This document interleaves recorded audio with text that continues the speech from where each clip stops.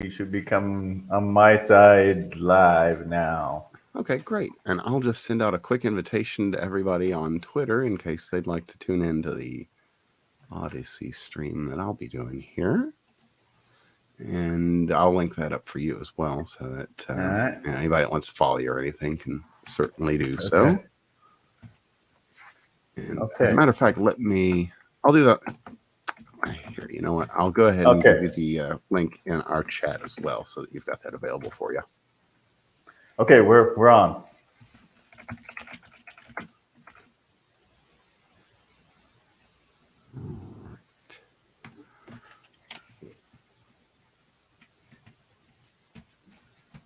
And we're live on my end as well. So perfect. All right. Well, it is a pleasure, sir. I'm Evan. We've never met. You're Otto, I take it? Yes. Liz said that you might be a very interesting person to talk to, and looking into it a little bit, sounds like it might be. So, tell me who you are. Well, I work as a janitor, but before that, I was briefly a middle school teacher, and before that, university lecturer overseas for about 12 years. And I live in New Mexico, and I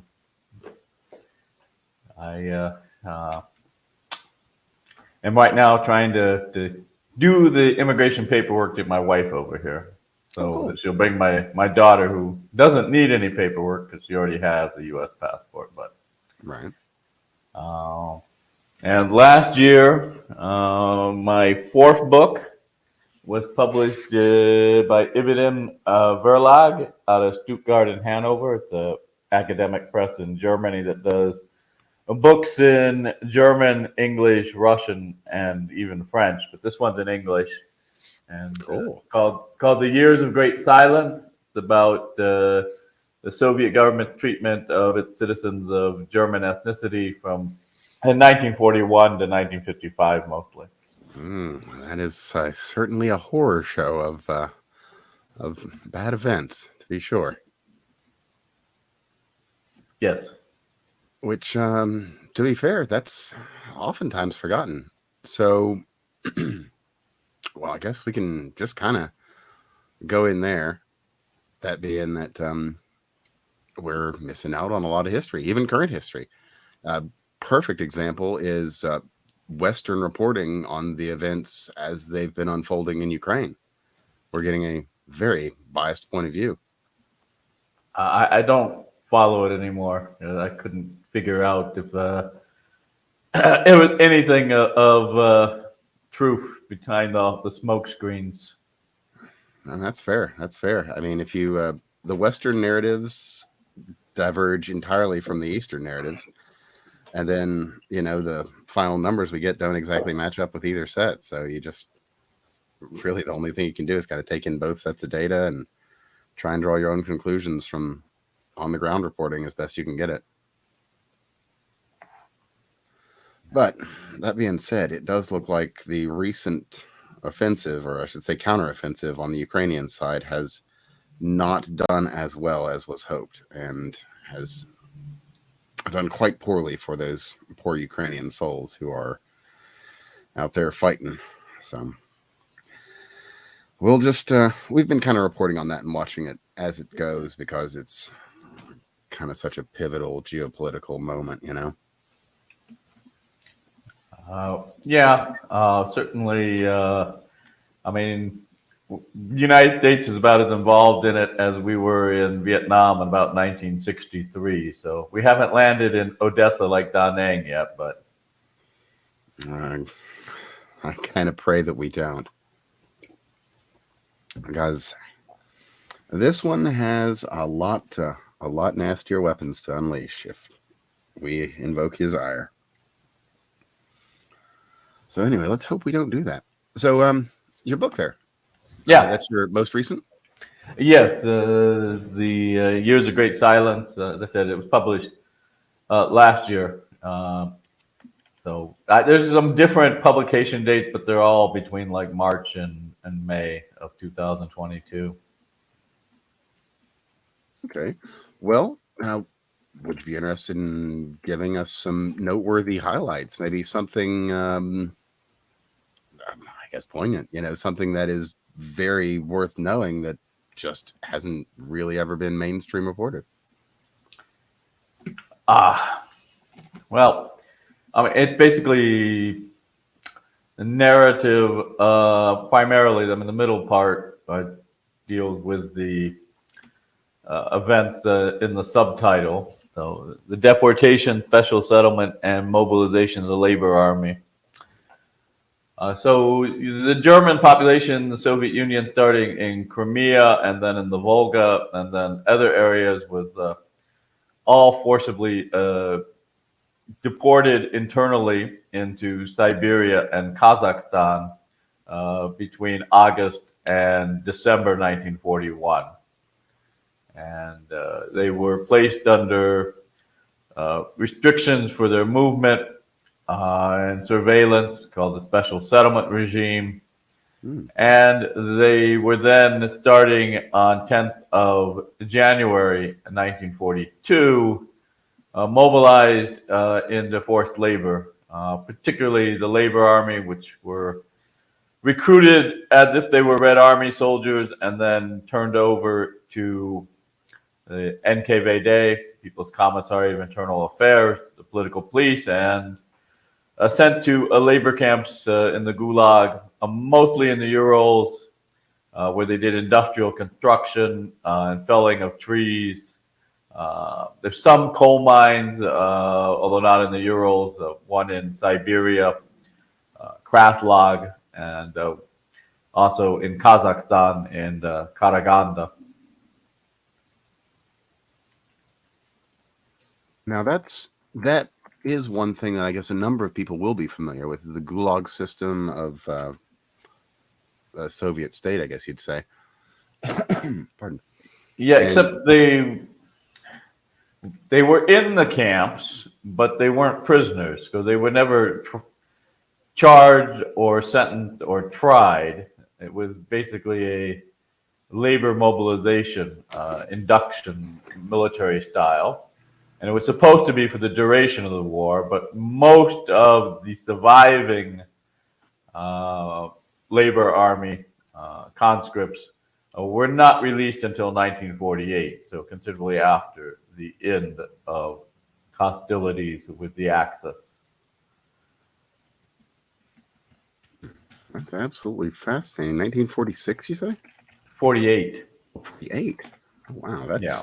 That's pretty extensive time period to basically just be ruling a bunch of slaves. 6 years. But, it wasn't indentured servitude, 7 years, so it's about the same. Jeez. Kind of dark, but it's a pretty apt comparison. So I guess beyond that, what are your other books? Are they in the same vein? Yeah, sort of. My first book, Stalinist Penal System, was basically on the Gulag, mostly collection of statistics from when it was running in the 1930s and 40s. The second book, Ethnic Cleansing in the USSR, is about a whole bunch of ethnic groups deported into either Kazakhstan and Central Asia or Siberia. So not just the Germans, but the chapter on them, but also Koreans, Chechens, Crimean Tatars, Kalmucks. So it's a kind of a overview of the entire policy of national deportation. And then my third book was a short history. It's only about 100 pages of ethnic Germans in the Soviet Union. So it's more broader, starting with the revolution in 1917 and going up to the end of the Soviet Union in 91. But by far, I think this is my best book. It's the one I've worked the most on. It's got a lot of archives from Moscow, which is something you can't access readily anymore as an American. Oh, I'm sure. The war with Ukraine. It's got some archives from other places, Bishkek in Kyrgyzstan, Tartu in Estonia, stuff from the U.S. archives on the forced repatriation of ethnic Germans from the Soviet Union in the U.S. occupation zone of Germany. They were forcibly repatriated against their will, about 210,000 of them. Oh, really? Yes. I believe I had heard of this. I had no idea the extent of it. That's a pretty Well, that's just the large amount of ethnic people. Germans that were Soviet citizens. Operation Keelhaul itself, much greater number of people forcibly sent back, in the millions. Wow. Because the agreement was at Yalta that any Soviet citizens found in American or British or French occupation zones were to be sent back to the Soviet Union. And this agreement was altered a little bit because the Soviet Union claimed the Baltic states and what is now Western Ukraine and Belarus, but were part of Poland. And the Allies rejected that. So Lithuanians, Latvians, Estonians, Western Ukrainians were able to avoid forced repatriation back to the USSR. But ethnic Germans had already been Soviet citizens before 1939, did not have that option. That explains some of the more odd stories of people running into trouble that you might hear, like maybe in the 70s and 80s. Moving around in Europe, I should say. Back when, the Soviet Union was really at, if not the height of its power, at a much more noteworthy peak than it was shortly thereafter. Yeah. So I guess how would we compare and contrast then the ethnic attitudes of the Soviet era with, the Russian Federation seemingly more friendly to its diaspora? At least as far as your personal opinion. Towards with the German diaspora in the Russian Federation? By and large, not even just Germans, maybe Kazakh.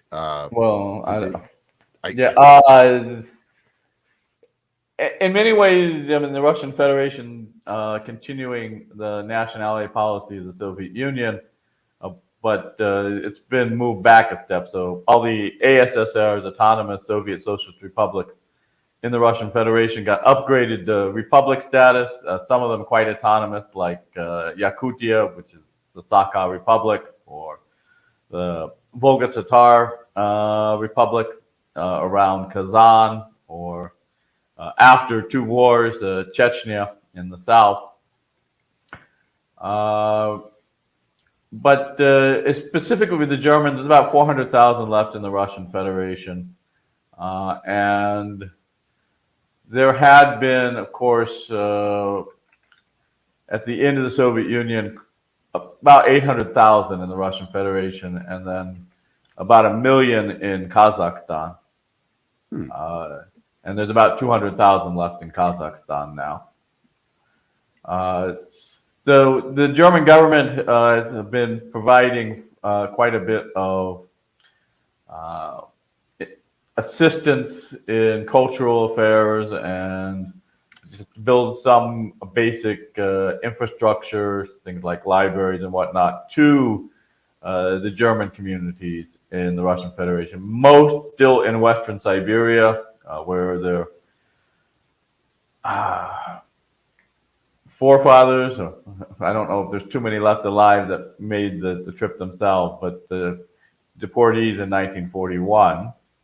So Altai Krai, Novosibirsk Oblast, Omsk Oblast, these are the main regions of where ethnic Germans still live, and there's some in the Urals, but the Volga German settlements,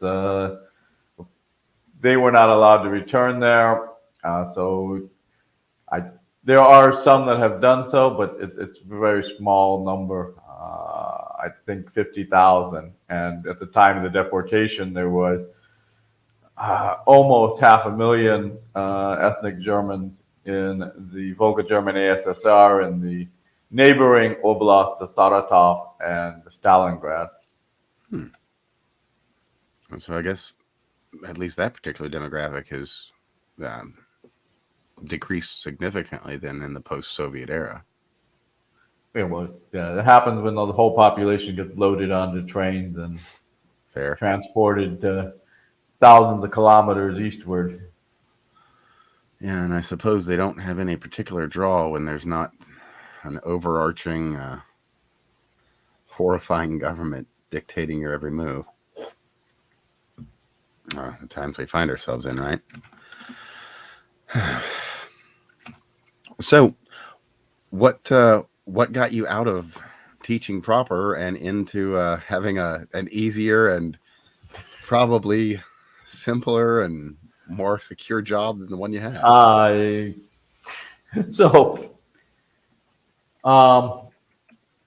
My last university job with the American University of Iraq Suleimania, which isn't much of a university. It's largely one of these deep state projects. But my contract was not renewed because I didn't go along with. I suspect that I had to take it to court to find out why they specifically did not renew my contract, because the head of my department had recommended it be renewed, and then the newly appointed vice president, who had been appointed specifically just for 1 year to axe people, get rid of them, overrode his decision. But when I asked the reasons why, they wouldn't tell me, so I had to take them to court. I paid $700 for it, kept them in court almost 3 years. I didn't win, but during disclosure, their claim was I was a bad teacher because I lectured instead of having a seminar style with classes of 50 undergraduates who didn't do any reading. So I thought that was the only lecturer ever in the history of the world to be fired for lecturing. Okay, that does come across a little asinine to me. So I was unemployed after that for a while. And I just kept sending out all kinds of applications. And I didn't even realize I'd sent it. I was in Kyrgyzstan to renew my daughter's passport. And it's a 12-hour difference there. So I'm sending out all of these applications. And I got a invitation to do an interview, which was in the middle of my night, but I figured it would be good practice to teach history of the state of New Mexico, which I knew very little about, to middle schoolers. And so I did it, and the next day they hired me, and I figured I needed the money really badly. So I came over here and took the job, and I lasted 7 months before they asked me to resign with a fairly generous severance package. It was about ended up giving me 11 months salary of the 12 months of the contract. So by resigning on month 7, I only lost 1 month of pay. Fair. And then I was unemployed again, but not so long. So I had a really nice vacation with the big severance check I got from March to June, and when I was hired as a cashier at a grocery store. But the problem with cashiers is getting enough hours. A lot of times you won't get 40 hours a week, and so I complained about this. And when the morning janitor quit, they immediately offered it to me and said, "We'll give you this job at 40 hours guaranteed." And so I took it. Yeah, it's one of those jobs that people look down on, and they don't really understand that, like, you're one of the underpinning things that makes everything just kind of go. Like, you've got to have people doing these jobs everywhere. I mean, the fact that I'm kind of poor about doing it in my own home really shows. Yeah. Well, it was not something I would have suspected I would have done, but I really have kind of acclimated to it because it goes very fast, and you don't have to worry about possible negative interactions with other people. Let's put it that way to kind of cover the whole broad spectrum of Oh yeah, somebody else yucking your up your day. So yeah, it's fits my temperament fine. I just wish it paid more. oh well, that's fair. That's fair. I I fully appreciate that too, where you're coming from. I worked a lot of ridiculous, stressful jobs for a long time, and then I tried a delivery job, and well, it's just enough, and I get to drive around and listen to music, so it's enough to keep my head in the game all the time instead of worrying about things I shouldn't be. Well, I mean, actually, if it was just me, the low pay would be enough because the expenses aren't that high here. The Hmm. problem, of course, as I alluded to earlier, I have dependents. So Indeed, a family will add a whole nother factor into that equation. That's for sure. this is true. But on the other hand, I'd probably be a very miserable person if I didn't have my daughter. So yeah, it's one of those things that is beyond money. No, that's what I understand. Anyone with kids who actually cares about them is probably just going to say that they mean the world to them, and they wouldn't do anything to be without them. So I guess. Well, man, I had something I was meaning to ask. Oh yeah. Are you familiar with the film Office Space? Yes. It. I think the situation kind of feels a little reminiscent of that. You know, you go from the day to day grind to just a decent physical labor job, and you find your mind is actually free to actually think on things again. Yeah. Well, I mean, yeah. The teaching middle school was the the discipline is completely gone. So I hadn't had What was any your real. what was your tenure, or what was not your tenure so much? What were the specific years you were teaching there at the middle school? Well, seventh grade mostly. So we're talking mostly 12-year-olds. No. Like the actual year it was. Oh, 2021 to 2022. Oh, wild. So you got to sit. Well, then I guess the next question is your thoughts on how modern education is being handled as opposed to, Oh, it's awful. It's yeah, awful. I've seen And it the be big thing horror show. is, I mean,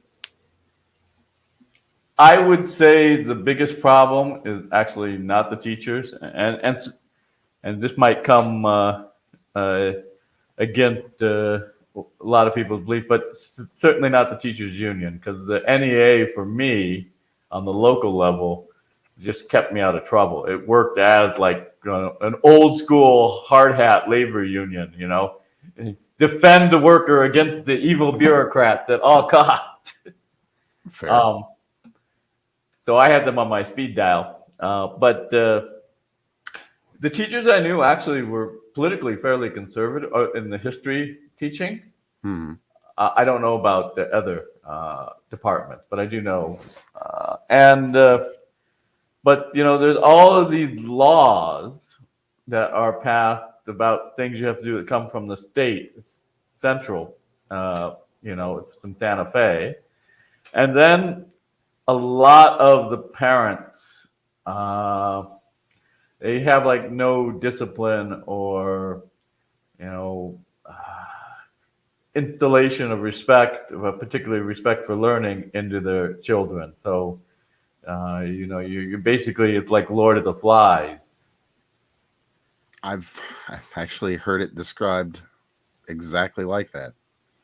That especially in your larger metros too. That a lot of I'm the not even in a larger metro. I mean, I was fortunate in that there was no like serious, violence, and I didn't come across Right. any uh, drug use, but just the general lack of any type of discipline, not sitting down, not being quiet, not doing what they're told, throwing stuff on the floor.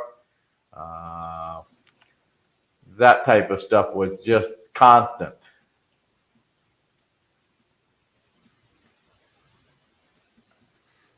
So, I guess more the low level, not so much bad acting, just kids being kids that had never been taught how to learn, I guess. Uh, yeah, and I think it might be a symptom, kind of the system itself falling apart, not just at that particular stage, but earlier too. right. Just But see, this is the thing. I had been overseas for 12 years, so I was kind of unfamiliar with what had happened to American youth in that time. Not to mention, it's been quite some time since I was in middle school in 1982, right, of course. yeah, 82 and 83. So things have changed quite a bit since then. But also, I just had no training. When you get your PhD in the British system, I went to the School of Oriental Africa, University of London, right? Day one, you start writing the dissertation, and you have 3 years to research and write it and get it approved. I did mine in 2 years, but this kind of American style of taking 10 years to find what you want to write about doesn't exist in the UK. So, but there, on the other hand, then there is none of this extraneous uh,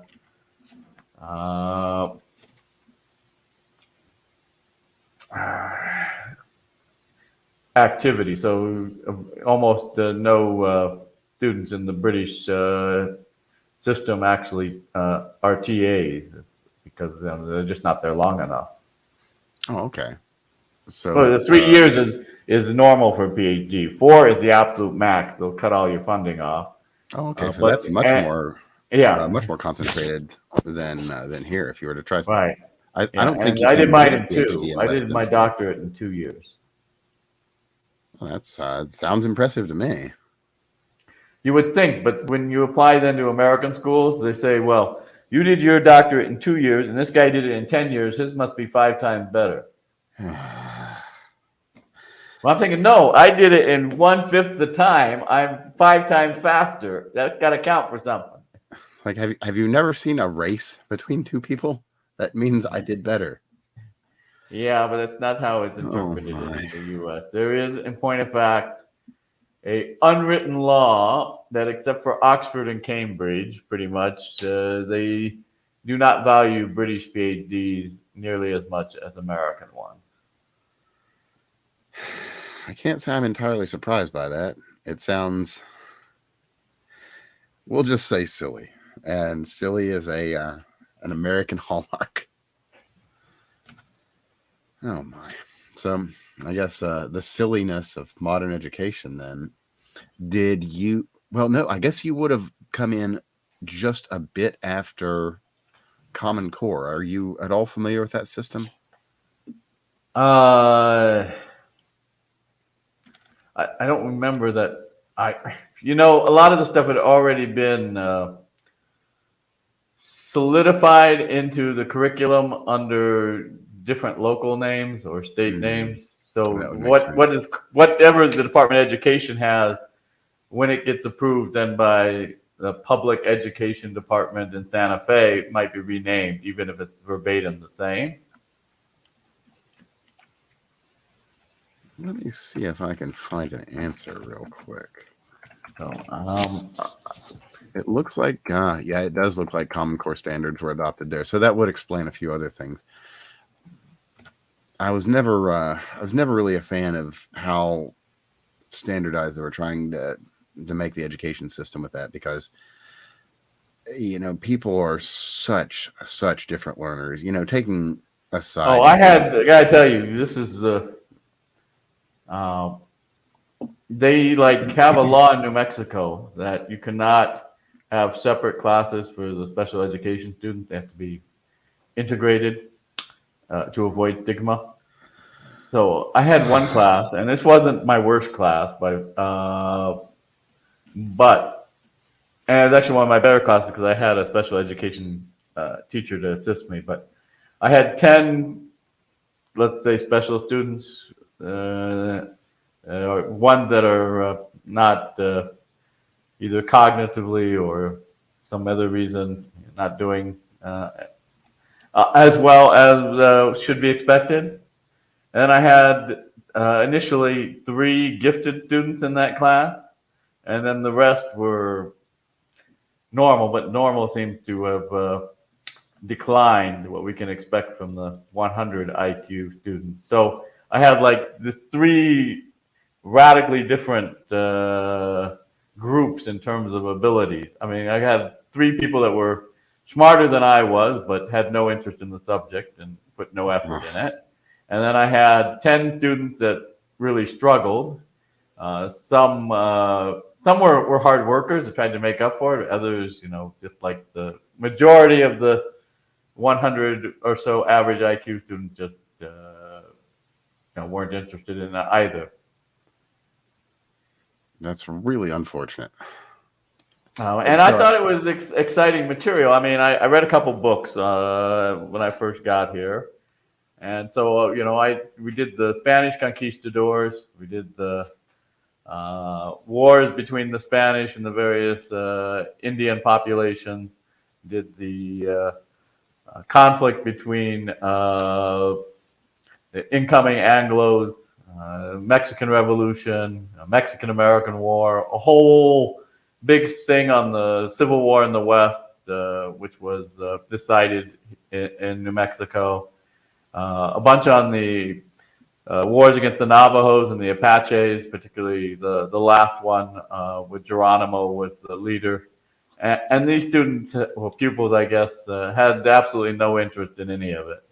That's really unfortunate. At the very least, a lot of the various Indian wars and just conflicts with American Indians are really interesting. And I thought if you can't be interested in Geronimo, regardless of which side you're on, you're lacking imagination. And along with Shamil in the Caucasus, who held off the Imperial Russian Army for a quarter of a century, and Vo Jiep, who defeated first the French and the Americans, and then the Chinese finally in Vietnam.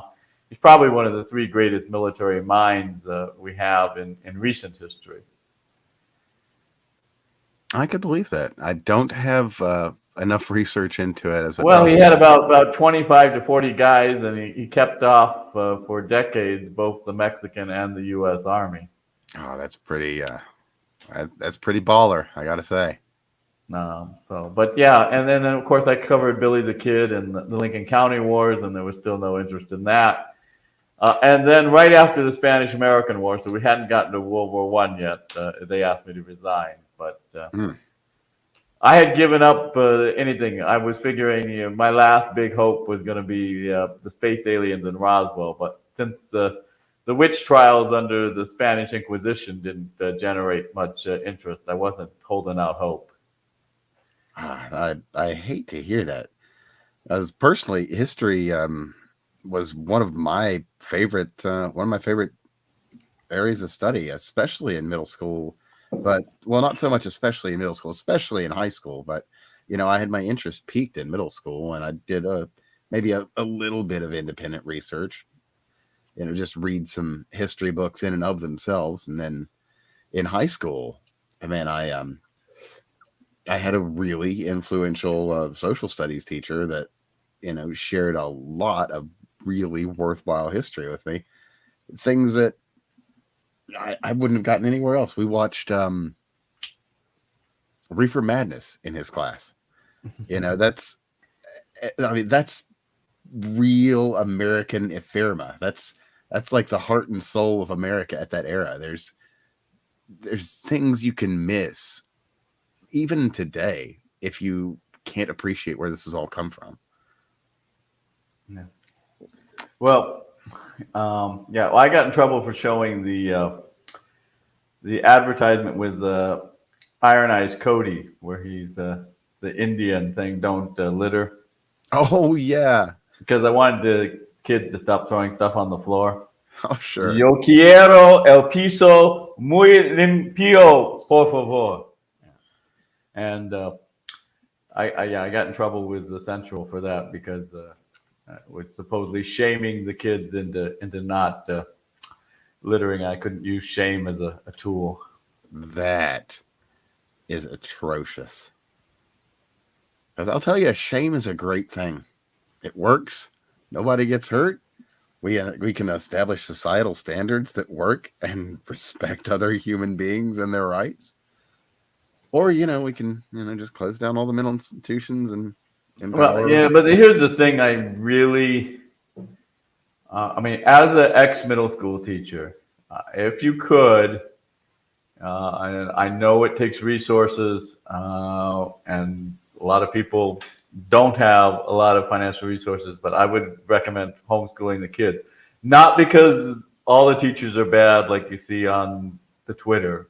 Like I said, most of the people that were teaching history where I was are fairly conservative. But with the other students, you only need like 4 bad students in a class of 30 for there to be no learning by anybody. Yeah. And so if you want your kids to actually learn stuff, if they're one-on-one and they can quietly read and you can quietly explain it to them, they're better than if they can't get that at all, which is, I mean, I was a lousy teacher because I didn't have any background or training for it, but there's plenty of people that were better than me that have also left the education. And I would say that right now, it's like the only reason it hasn't collapsed is because the people that are still there, they have like some sort of magic abilities almost to handle these things. But, that's not a lot of people. So, I don't think it can last at its current trajectory. Yeah, things are, you could say, tenuous. I have a cousin, as a matter of fact. He's a really passionate guy. He teaches at a vocational school. So, this is the kids that weren't able to make it. It's a vocational high school. So Okay. these are the kids that weren't able to really quite make it in, the regular mainline school. And oftentimes it's not that they're any less smart. It's that they've never been engaged in ways that allow them to flourish. They're given a lot of these standardized practices and Right, but that's not the teachers. oh, The standardized is the coming from systems, yes. it's coming from the state departments of education. That's why I said I want to separate this. I mean, obviously, all the ideological stuff exists a little bit on the fringe, but I think the main problem is,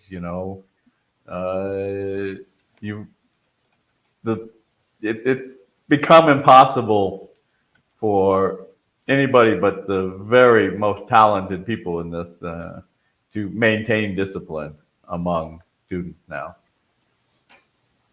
I can believe that. That's he really has to approach his students in a different way. The way he's described it is just that he's got to be a lot more respectful to them. But well, complicated, as said. I mean, you have to be respectful, but you have to be firm.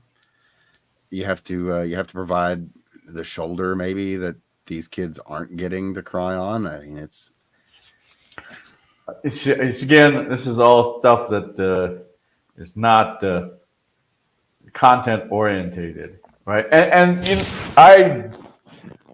the people that were immediately above me, the principal and the assistant principal were quite good, Mhm. but I think they kind of let themselves be misled because when I would interview them in Kyrgyzstan, right, the whole thing was on, well, would you be capable of being able to adapt to, multicultural environment because about half the students are Hispanic. And I said that, well, I've taught in Africa, I've taught in the Middle East, I've taught in Central Asia. That's not a problem. I speak some Spanish. I can learn it better once I arrive in New Mexico. But that wasn't my problem. Actually, the students who were children of actual immigrants that had come from Mexico were quite good. And my problem was that my American culture, um, so Anglos and Anglicized Hispanics had greatly deteriorated in my absence. So if I had gotten a job teaching in Mexico, Mexican students, I would have been fine because they would have been disciplined and respectful. But I got it in the U.S. Where the youth culture of all races is become quite, let's say, hostile to learning. From what I can gather, from my I guess high point of view, it certainly seems that way. And Yeah. we've got another viewer. Hey, what's up? Thanks for tuning in. So, I guess the next thing then is, can we feasibly fix this? Is this something that we could do As I something told about you, in a generation? from my observation from the inside for 7 months, my advice would be for parents to homeschool their kids. But I would echo that, obviously, honestly. I do know why there, particularly among working class people, there's resistance to it because you either have to have somebody work part time instead of full time, reducing your income for the household, uh, or you have somebody that is full time not working, and unfortunately, the days where you had the man salary large enough to support a wife and multiple kids and make house payments and car payments are long gone. Unfortunately, they are. Ever since a whole another demographic was able to get into the workforce, the wages Right, keep but going down. ideally, if you had a wife with, you wouldn't need to be super educated, but if she had just a bachelor's degree, that would be fine for teaching however many children she had, 2 to 6. We're not talking 30 For sure. or 40 pupils. We're talking a manageable number and people that she has direct discipline over in a way that does not exist in public education for many years now. Well, you could even say there's litigation and laws in place to Well, avoid there's that. all kinds of reasons, but I think if you can do it. So I know a woman that I work with. She works part time so that she can homeschool her kids, and her husband works full time, but their household is not particularly wealthy, and basically, a working class family that's just getting by. But it was important to them to not have their kids exposed to all the garbage from other kids in the public schools. I think that's a huge problem. Before you could crack down on these things, but now you can't crack down on anything. No, that makes sense. Are you familiar with the concept of homeschooling pods? Yeah, I heard about it. Where you hire like a private tutor to teach the subjects like math or foreign language to a number of Like it might be a neighborhood children. neighborhood, yeah, like a neighborhood school, you might say, as Yeah, opposed yeah, to a homeschool. right. It would be like 3 or 4, 5, yeah, And families. sometimes, like as you've mentioned, like maybe one person with a bachelor's degree has adequate, learning to at least get the basics, the reading, writing, and arithmetic to a young group. You can. It's To genuinely a be totally honest, straightforward problem. I don't think you need much more. I mean, it might be a little bit more uh, sophisticated in the honors and AP classes in high school. But when I was teaching middle school, my PhD, of course, is in Asian history. But I only read a couple books, and it seemed like I knew more about the history of New Mexico than most New Mexicans. But That's funny and sad in its own way, but unsurprising. There's there's too much ignorance of history these days, and it is all too apparent in the actions that so many people take. But perhaps the worst thing about it, as far as the general trend, is that uh, as bad as the kid discipline is, it's hard to really blame 12 and 13-year-olds for them not having proper guidance at home. I mean, sometimes you honestly have to be impressed that these kids have made it as far as they have in a system that's so debased and uh, degenerated, really. I mean, it's kind of hard to get ahead when the system's built against you. Yeah, well, as I said, that if you can, and you may have to make sacrifices, I would homeschool kids even if obviously you're not an expert on all the subjects covered. If you can cover the subjects without disruption from other pupils, then you're way ahead. Oh yeah, your kids are already going to have an advantage of just having attentive people ensuring that they're getting the lessons, even if they aren't the best teachers. Just being outside of that environment will make a Right. world of difference. And So as a matter of fact, just to be completely honest, on this show, we have oftentimes endorsed homeschooling. So, you are amongst friends here. well, I'm not endorsing it because I do it. My daughter is currently with her mother. As I said, I'm trying to get them over, but she's in a private school overseas.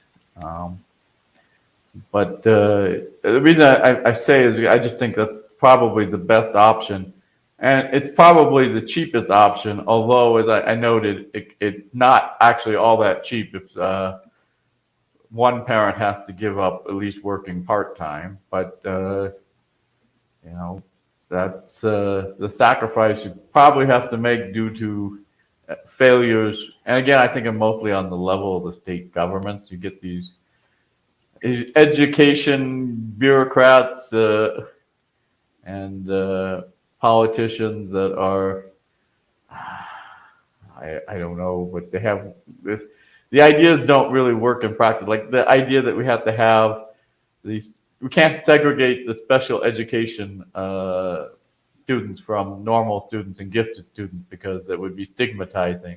That It's almost like these people heard, well, segregation was bad when we did it on the basis of race before abolishing Jim Crow. It must be bad when we do it everywhere for any reason. And no, no.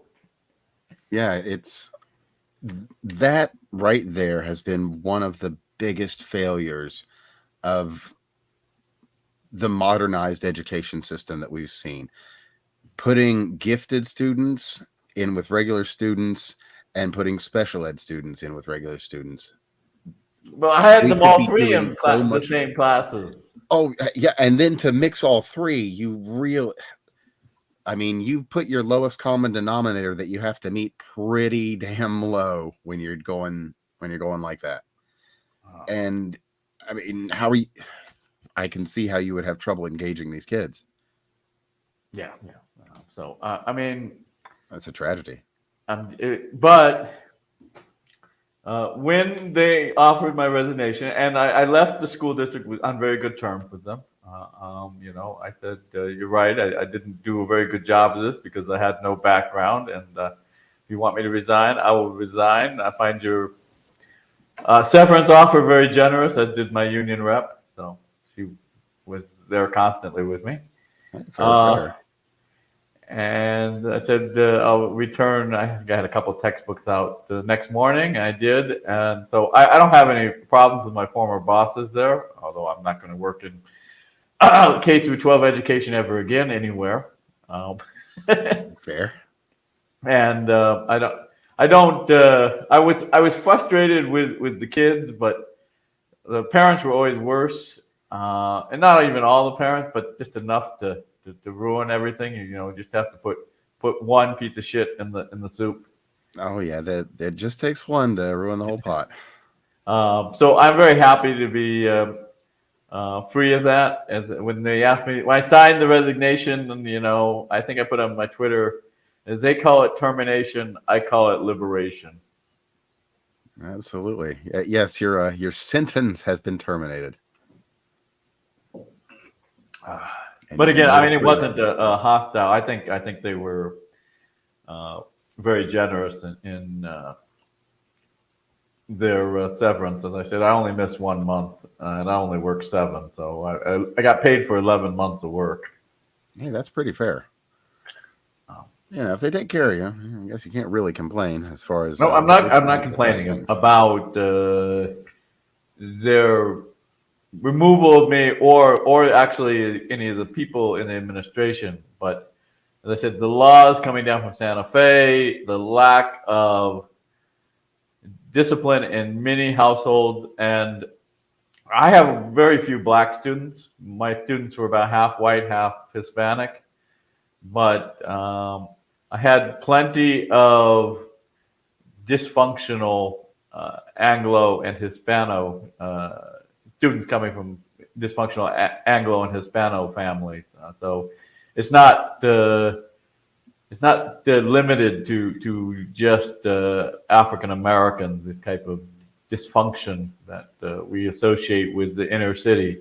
I'm in a small town, and oh no, a great deal of that. We're half white, half old Hispano, and neither of those groups are maintaining the type of standards they used to have. Well, that's really so much of it. I mean, I don't know if you would say so much the collapse of these support groups that have existed in segments of society, or just the controlled demolition of them. Even honestly, you could argue, but a lot of that, I think, kind of ties to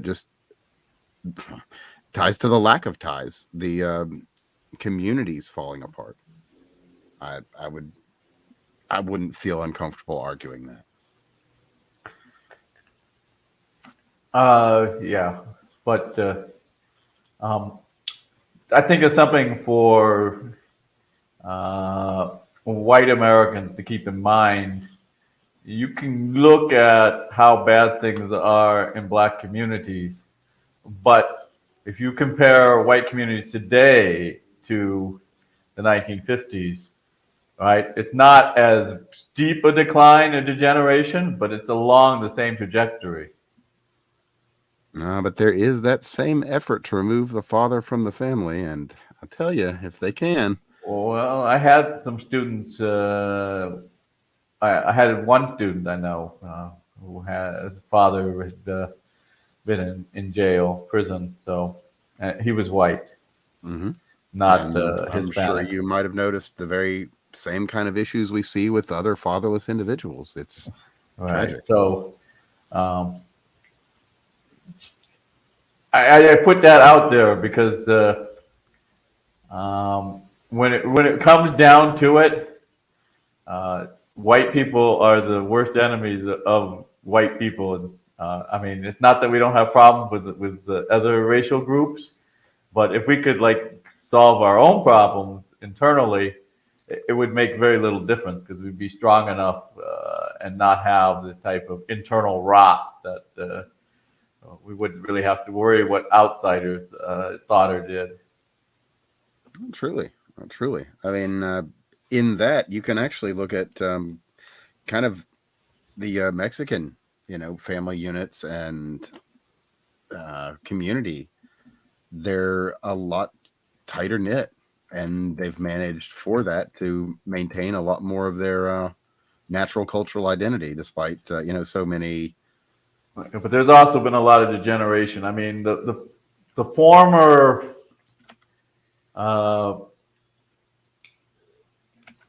state historian Tony Torres for New Mexico has a great essay about growing up in Taos, and he starts it and says, we were an old school Hispano community that spoke the Spanish of Cervantes and practiced medieval Catholicism.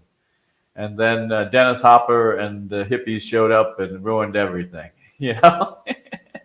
But there is some truth to the fact that, after 69 or so, we go into the 70s and 80s and 90s, the kind of traditional cultures, not just of Anglo-Americans, but also long-settled Hispano communities started to disintegrate under the pressure of modernism, or however you want to call it, modernity. Modernity, in addition, globalization. I think the muddying of all the cultures. Really, how could you say? Well, it always surprises me. I come across people who are obviously Hispanic because of their name, and they don't speak a word of Spanish. And I'm like, wait, because I grew up in California where, somebody has a Spanish name. They generally speak Spanish because they're generally from Mexico or further south as far as where they were born and raised. But here you have a lot of deculturized, and not just amongst Mexicans. You'll see that a lot amongst Asians, Koreans, Japanese, Chinese. That we don't have many here, and almost all of the Asian population. We have some from China, but vast majority of the Asian population here are Filipinos. But they were born in the Philippines and grew up there for the most part. So they're not a long-standing community the way the some of the Hispanos, they can trace their origins here back to the 15th century. They've been here for longer than many of the English-speaking settlements in the East Coast. I know, I can believe that. No, I think there was something else I was wanting to go over. Okay, we got your 3 books, 4 books, right? 4 books. Yeah, I've had 4 books, but the important one, the one that I'm pushing now is The Years of Great Silence. It's $42. The distributor is Columbia University Press. So if you go to their website, it'll have the book available for delivery in the United States and Canada. If you are in Europe, then you should go to the Ibidem Verlag website, which is available in both German and English, and they should be able to ship it to you. The one place is kind of problematic because it's neither in the European Union anymore or in North America is Great Britain. You probably have to get it from Amazon.uk. And for anybody watching or listening to this after the fact, I'll have links to that available for you below if you'd like to check that out. As well, of course, to Otto here, if you'd like to follow him on Twitter. Oh, and yes, I did remember what I was wanting to get. Are you familiar with Mystery Grove Publishing? they did Wrangel. the memoirs of Wrangel a little bit. Not so much them to bring it up, just that they're a bit infatuated with Wrangel in that particular era of of Russian history. So I thought I'd actually ask you your thoughts on Peter Wrangel. Well, Peter Wrangel was the Tsarist military officer. He's from the Baltic German family from what is now Estonia. Estland is the Baltic provinces. And of course, the Baltic Germans, despite being only about 200,000 at the end of the Russian Empire, and descendants of people who came with the Teutonic Knights, although not the actual Teutonic Knights themselves, because they were supposed to be celibate as monks. But a lot of other fighters, mercenaries, brought in by the Teutonic Order, Hanseatic League type of merchant class, burghers in the cities. So they pretty much dominated both landowning and commerce, as well as education. University of Tartu used to be a University of Dorpat in what is now Estonia. It's still the Estonian National University, but at one time it was a German university, and even had a Lutheran seminary in it. Oh, neat. So the Lutheran population, not only of Estonia and Latvia, but also the Volga Germans, mostly Lutheran. Some other German communities descended of colonists coming after 1804 with the Second Manifesto by Alexander the First. They were Lutheran, so the seminary provided the training for their priest. They would go to Estonia and then back to the Volga or wherever. Daughter colony was Siberia after 1904, for instance.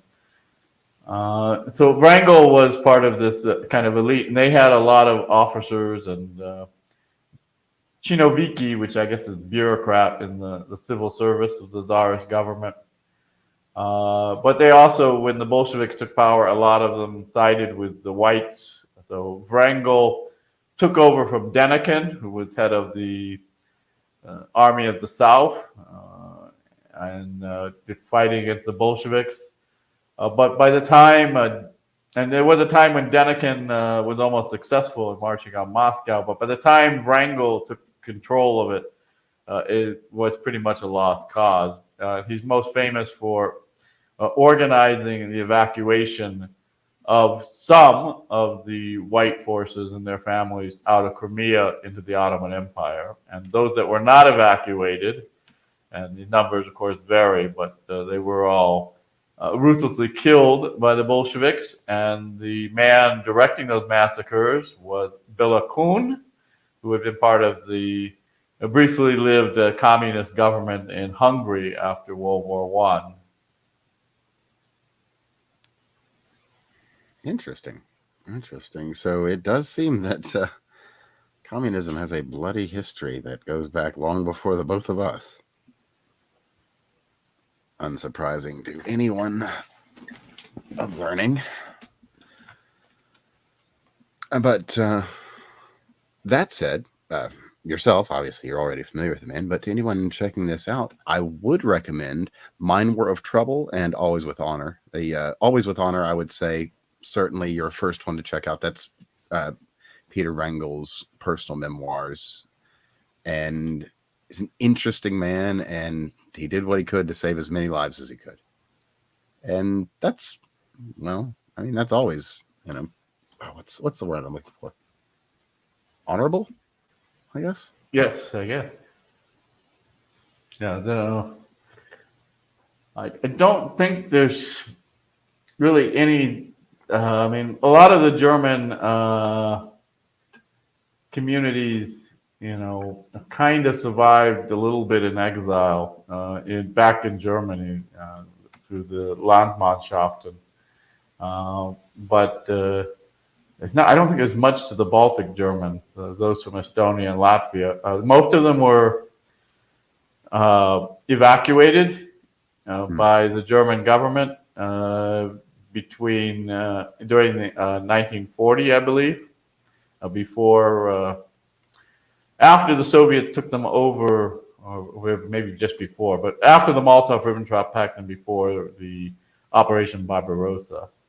Uh, but I get the feeling that most of them kind of just assimilated into Germany proper, because unlike some of the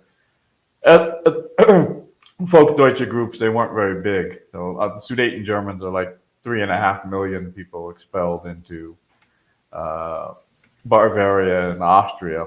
As I said, there were never more than 200,000 Baltic Germans.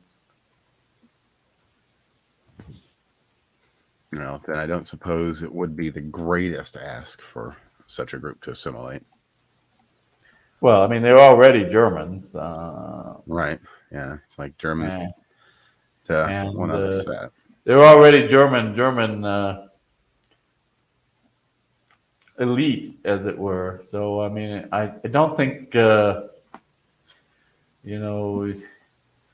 the same dynamic as what you see with the expellees from particularly what was the countries that came out of the Austro-Hungarian Empire. So you see the Sudeten Germans from Czechoslovakia. You see the Donau-Schwaben from Yugoslavia, most of them forced out actually in the 1950s. So these groups, I think, kind of maintain a more distinct difference from general German population than the Baltic Germans do now. But I've seen almost nothing on what happened to the Baltic Germans after they were evacuated to Germany. It's just like, okay, they went back to Germany, and that's the end of the history for the Baltic Germans. One has to wonder if that's a distressing or comforting answer. Well, I don't know. I mean, I only met one person.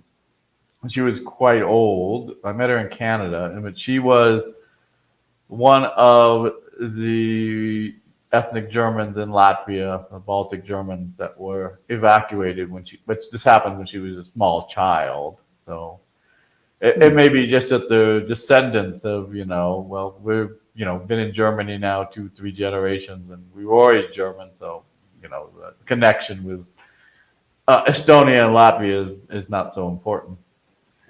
No, that would certainly not be a reach. Well, I guess we've covered a couple of very interesting topics. Was there anything that you'd like to get across to my audience, or anything that we haven't talked about? I don't. I don't know.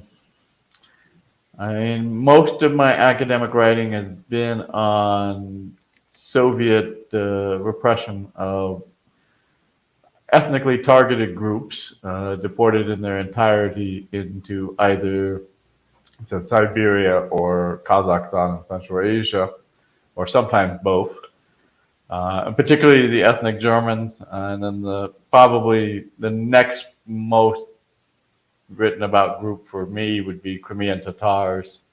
Well, I've also written some on Koreans and Kurds. I taught, as I said, at American University Iraq Suleimania, which is in the Kurdish region. I think only about 10% of the population there is Arab. The rest are Kurds mostly. I guess there's a question I could ask in that line then. What are your thoughts to the I know it's largely Syrians that hold the thought that there is, quote, no such thing as a Kurd.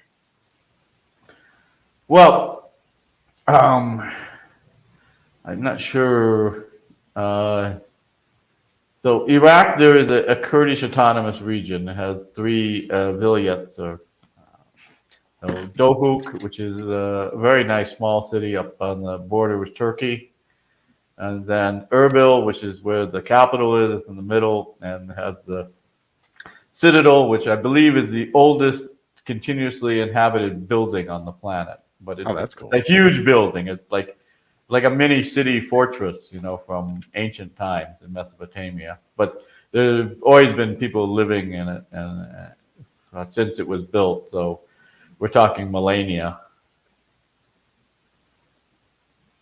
And then in the south, where I was, Sulaymaniyah is a fairly recent city. It's built in the 18th century. Kind of the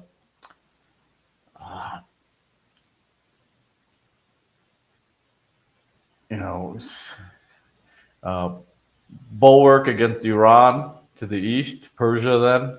Sure. But it's where I was for 3 years.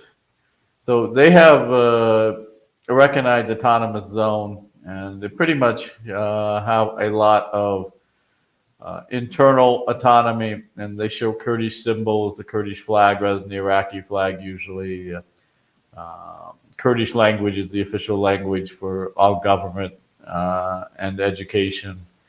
So in that area, I guess the Iraqi Kurds are definitely have recognition as a separate group. In Syria, of course, in Rojava they call it, as opposed to Iraq is Bashur. So Bashur is south, Rojava is west. Bakur in Turkey is north, and then Rojava east in Iran. The old policy under the first Assad was that the Kurds in Syria that had come to what is now Syria, because they didn't cut up the Ottoman Empire till after World War I, right? From what is now Turkey, Bakur, that they and their descendants were to be stripped of Syrian citizenship. So this removed citizenship and rights to things like free medical care and education and whatnot that provided by the Syrian state to those Kurds. All right, so only the Kurds that could prove they were descended from Kurds in what is now Syria and did not come from across what was now the border. So a lot of Kurds fled the Turkish Republic into this French protectorate of Syria during the 1920s and 30s. So that policy existed. I'm not sure they ever said there was not such thing as a Kurd, but I guess what I'm saying there is a kind of a more popular thought, kind of the I'm referencing something that's kind of similar in thought that you'll see in some really extreme Israelis saying there's no such thing as Palestine, that kind of thing. Whether it's true or not, I guess a way of thinking, if I'm making myself clear to you. Yeah, well, see, I haven't been to Syria. I've only nor I. I just have the only Kurdish experience. The only Kurdish populations I have come in contact with are those in Kyrgyzstan, where I used to live. Those in Iraqi Kurdistan, and I did a conference on Kurds in Russia and the Soviet Union in Moscow, and met a number of Kurds with Russian Federation citizenship, Kurds that descended of people that were taken into the Russian Empire in the 19th century from either the Ottoman Empire or the Persian Empire. And there were a bunch of Kurds from the Turkish Republic there in Moscow. And to be frank, the Kurds in Russian Federation, the Kurds in the Turkish Republic, their scholarship is infinitely better than anything Kurds in Iraq are doing. Really? Yeah. Interesting. Well, I mean, the Soviet Union was always a center for Kurdish studies, particularly in Yerevan, in the Armenian Soviet Socialist Republic. Huh. I was totally unaware of that. That's interesting. Well, since we're in the area, I have one kind of interesting left field question for you. Thoughts on Göbekli Tepe? Are you familiar? In Turkey, the Göbekli Tepe site. You're talking about I haven't been there. The only places in Turkey I've been are Istanbul and Ankara. Of course, you could spend your whole life in Istanbul and not even scratch the surface. So, It is a capital city. well, I mean, it's huge and it goes back quite a long time by American standards. I mean, so if you like Byzantine Greek stuff, I mean, that's a great place to go if you're into uh, the architecture and this history of the Byzantines. Well, there's some rock and rollers once wrote a song about that. Used to be Constantinople, they say. Yes, yeah, and there still actually is the really only place still a Greek population in Istanbul. Yeah, I understand they have some of the oldest Christian populations in the world there as well. Uh, Perhaps I would have thought that Bethlehem would have the oldest, but Well, I say some of the oldest. Yeah, I would imagine the Coptic Christians probably to be truly the the oldest. Copts in Egypt maybe. Well, they say the first state to have an official conversion to Christianity was Armenia, Hmm. and then the second, I believe, was Ethiopia, and Okay. then the Byzantines. Ethiopia the second. I didn't know that either. But then again, I guess I would expect a little bit more scholarly leanings from a fellow like yourself. So Well, if you look at, I mean, the Red Sea between Yemen and the Horn of Africa, particularly Eritrea and Djibouti, it's not that far. So you can make a boat trip pretty easily. But, supposedly the last emperor of Ethiopia, Emperor Haile Selassie, line of Judah, was a direct descendant of King Solomon and Queen Sheba. So Queen Sheba is mentioned as the matriarchal monarch of Ethiopia in the Old Testament. and to be sure, Haile Selassie has some wild tales. He was a wily leader, to be sure. This is true, and um, but The Great Jah, if you like. yes, but I mean, I'm not an expert in Ethiopia, but one of the things that I do hear over and over again is that Haile Selassie was a bit too reactionary and particularly inflexible for his own From my good. from my own minor understanding of his exploits, that tracks. So one of the things that kept Ethiopia back, that the communists, of course, made even worse somehow, was the kind of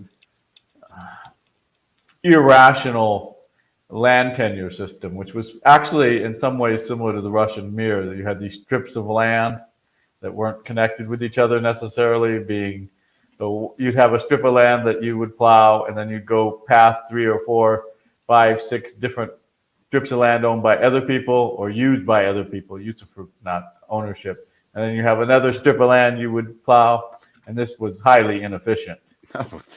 Yes, quite. I can only imagine. Um, but there's also, I mean, it's not the only example, but it's a good example. Many of the communists that took power in Ethiopia in 1974 and have quite a brutal red terror in, I believe it's 77 to 78 in Ethiopia. And then, of course, the famine and the forced relocation of people in the 80s. But many of the communists in the 74 quote unquote revolution, they had gotten their university education, their intellectual training, as it were, in the United States. I can't say I find that tremendously surprising. That's So, that's been all too common for all too long. uh, And so, it's one of these things where the I want it doesn't not a colonial power like France and Indochina, but certainly the United States had kind of a big brother relationship with Ethiopia under Haile Selassie, going back to 1935 with the Italian invasion, and Emperor Haile Selassie was the first foreign leader to ever address the U.S. Congress. Oh, that's cool. I didn't know that at all. Yes. It was a lot of support for the Ethiopians against the Italians among the intellectual class in Harlem, which ironically, much of them were descendant of recent Jamaican, the kind of very high literate class in Harlem at that time. That's that's kind of funny. That's kind of funny. I won't lie. I mean, probably the biggest black nationalist intellectual in the 1920s was Marcus Garvey, who was from Jamaica. Okay, yeah. And he was in Harlem during that time to promote his Back to Africa movement, but he himself never got back to Africa. Unlike me, where I was in West Africa for almost 6 years. I've got a few friends who have done some traveling and some aid work down in Africa, and they really generally don't have anything but good things to say about the people. Well, I was fortunate. I got a position teaching in the history department at the University of Ghana. So Ghana, in many ways, is atypical of much of sub-Saharan Africa. Isn't Ghana the one that's basically doing it all right in their Well, every so often, but they keep doing the currency wrong forever, so it's never gonna be permanent. They do a lot of things wrong, but they get a lot of good press because they do some things right. But they do have, for urban areas compared to most of Africa and even a lot of places outside of Africa, United States, Latin America, even parts of London, Manchester, a very low urban crime rate. And this is especially true if you're a noticeable foreigner, at least a noticeable white foreigner. I'm not sure if Chinese get the same respect, but so that makes it easy to travel because, people say, well, if you go to Johannesburg, your chances of, and my boss, who was a Ghanaian, was almost killed in Johannesburg because criminals heard his accent and said, well, this guy's not South African. He should be an easy mark. We can kill him and take his money. That's certainly you don't have that in Accra, which is the capital and largest city of Ghana. You might get pickpocketed at Makala Market, but the chances of being a victim of violent crime, I think, in Accra is much less than Memphis or South Chicago or Philadelphia or many U.S. cities. I never heard of anybody I knew personally. And there was a story after I left Ghana that got a lot of press about two white girls. I think they were from Switzerland, but somewhere in Europe, I think, that were raped. But I think it got so much press because it was unusual. Whereas in South Africa, that's a daily occurrence in yeah. Two girls get raped in South Africa. You're not even going to bother printing it in the paper. Well, it's not that rape doesn't exist in Ghana. I said the crime rate is relatively low compared to most urban areas. Oh yeah, no, particularly I in Africa. It's just it's a standout, and in amongst its surroundings, it's a standout above that too. Yeah, because Nigeria's got all kinds of problems too, and Nigeria has a lot of similarities in that they were both former British colonies. English is still the unifying language of both countries. Obviously, like in the Soviet Union, it turns out the same in Africa. If you have two different tribes, the minority tribe would rather that they speak English than be forced to speak the majority tribe's language. I suppose that makes sense. So when now this is obviously simplified because there's no country with just two tribes. It's like countries have 200 tribes, right? Sure. So you see in Ghana, the official language by law is English. So all education and government services must be offered in English. And my church services, there were two of them. So the first one in the morning was in English, and the second one was actually split between two local languages. But Hmm. almost everybody could speak English either as a second or sometimes a third language. Well, that's fascinating. Probably imagine that'd be fairly useful internationally as well. It makes it very easy for Americans to travel there Hmm. because you don't need to learn another language. So my Twi, which is what the Asante speak, but it's the second language that so most Ghanaians will speak their ethnic language. So say somebody from the Volta region over by Togo, they'll speak with Ewe, and then they'll speak Twi, which is Asante. It's kind of like the trade language because the Asante are like 40% of the population of Ghana. Okay. And then they'll speak English. So, and then if they're close enough to the border, because the Ewe people are split between Togo, Ghana, and Benin, they'll also speak French. Huh. Oh, that's interesting. I imagine that could must make for some very interesting culture. So I greatly enjoyed it. Of all the places I've taught, that had the best students because they have an exam for graduates of secondary education, and the top 10% of the to go to the state university system, you have to be in the top 10% of the scores for that test that Really? year. Yeah, so we only, and I was at the flagship university, although unfortunately, the next biggest university in Cape Coast, which was established later. So, University of Ghana was established by the British in 1948, and Ghana got its independence in 1957. But the university was still part of the University of London until 1961. And so Cape Coast was established under the first president, Kwame Nkrumah, who was president from 1957 until his overthrow by the military in 1966. So I want to say the university was officially opened in 65, the year before he was overthrown. But I know it was established by him. But for some reason, they managed to overtake us in history. And then the department fell apart because almost all of the foreigners first left, and then they lost some of their Ghanaian.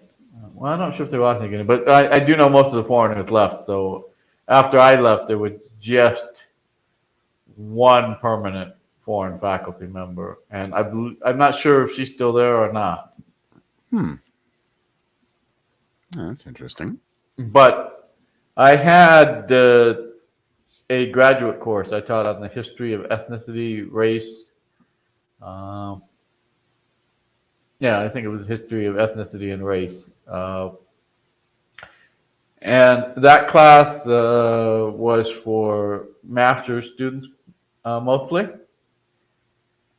And I had 3 of those go on to PhD programs in the U.S. Which, Really? Oh, wow. now, I'm not sure. pretty good. One of the students I know went to University of Wisconsin, where he finished his PhD and then got a postdoc at Rice. Another one went to Georgetown, and she graduated, but I'm not sure where she's at now. So she got a PhD Sounds like pretty in decent business. pedigree to me. And the third one was actually an American black nationalist, and she had a master's degree in writing from Brown University. So her English was very good, which is, I can't say for all the Ghanaians. Sometimes it looked like they were using English vocabulary and the African grammar. Okay. All right. So, um, as you know, different languages have different grammatical Oh structures. yeah, yeah, Right. So absolutely. if we Yeah. were to like use English words and German grammar, like all the verbs would be still at the end. This is kind of one of the problems I had. I'm sure it was grammatically correct in whatever African language it was supposed to be, but the English didn't quite. So one of the it wasn't one of my students, but one of the PhDs I had to be a outside reader for. Um, but anyway, so this American black nationalist, she was writing her dissertation on uh, Garveyites. We already mentioned Margaret Garvey from Barbados, who went to Liberia in the 1920s. And so she took my class, and she did very well in it. We disagreed on many things, but she was quite smart. And she didn't like, for reasons I can totally understand, the administration at the University of Ghana, because it's basically a political position filled by an asshole. But I don't find that entirely surprising. if that, when you have patronage, who's connected to which political idiot. Uh, but so she transferred to Howard University, primarily because the Civil War in Liberia destroyed all of the newspapers there. And so the only complete collection, particularly from the 1920s, which she was interested in, collection of Liberian newspapers, because it was basically a clone of the U.S., but black, was at the Library of Congress, Huh. which is not too far from Howard University. So she went there, and then she wrote to me while I was in Iraq and asked me to write her a letter for the Frederick Douglass Fellowship, which paid for everything for 3 years. And she did get that, but she wasn't finished yet. And she asked me to write another letter for Ford Foundation, and she did not get that. And I have no idea what happened, but after that, but she was doing a PhD at Howard. But I do know the two Ghanaian students, one woman, one man. He got his PhD from the University of Wisconsin and then did a postdoc at Rice. And she finished her PhD at Georgetown, but I don't know what she did afterwards. I'd say you've got a pretty good track record there. Well, At maybe. least as far as the higher end of things. Yeah, well, three students, I guess, is better than no students. But I have the feeling, particularly the guy who went to Wisconsin, you could have like dropped him because of his individual temperament, out in the middle of the Sahara, and say, here's the way to the library in Timbuktu. Let me know when you're finished with the dissertation, and it would turn out good. But interestingly enough, I'm not going to give away his identity anymore, but this guy, one of his ancestors was from Prussia, and his name is one of the with a von in it. Very Germanic sounding name. All three of them. Oh, that's cool. But the European ancestry, of course, was so far back that he doesn't look mixed at all. He looks like he's 100% African. But he wrote his master's dissertation actually on the mixed race population during the pre-colonial era, during the slave trade era. So particularly you would have people sent from Denmark. They had they had a Osu slave castle, and then Quetta was a slave fort that shipped slaves to the Virgin Islands. And they would take an indigenous wife. And then so you would have the mixed race children would become kind of these merchants that had one foot in the world of Europe and one on the coast of Africa and one foot in the interior of Africa, could facilitate the trade of goods, including a large number of slaves. Oh, certainly. But yeah, it amazed me. The approach to slavery is very different in Ghana than in the U.S. And I can't really say because it wasn't an expertise of mine that what I had picked up earlier was accurate. But the first thing is that the Atlantic slave trade was only one of many slave trades, and it actually wasn't the biggest. Oh no, There was a slave trade much longer and larger to North Africa and the Middle East. There never was a minding that slave Serbia trade holds across the the Indian largest slave Ocean market in the world today. to Bengal. So yeah, but this is we're talking before the Portuguese arrived in Elmina, which was in the 15th century. So the Arabs were already heavily involved in trading sub-Saharan African slaves from basically sub-Saharan slave kingdoms like the Asante, based in Kumasi, the second largest city in Ghana. Or ironically enough, they made a woman king movie just recently about one of those individuals. Well, yeah, you do have the idea of women king who are not queens in West Africa. And from what I understand of it is they are generally widows of the king who are forced then to take his position politically. So what happens is while they are biologically women, in terms of their political position, they are considered to be men. Yeah, that would track. That makes sense. I mean, based on my understanding of how rigid some of those cultural norms are, especially the more ancient you get to, like without a lot of older cultures to bookmark. Right, so this is and why against. Yeah. when the Asante and the head of the Asante, they call it Asantehene, which literally means head of the Asante. So they don't use the term king, but basically it would translate to that in a general sense. But when they first met the British, which is of course after the Portuguese and after the Dutch, they said, "Oh, this was under Victoria. Your king is a woman." Right? They didn't use the term queen. Oh, sure. So they have a term called Omahini, and the Omahini is basically the mother of the Asantehene.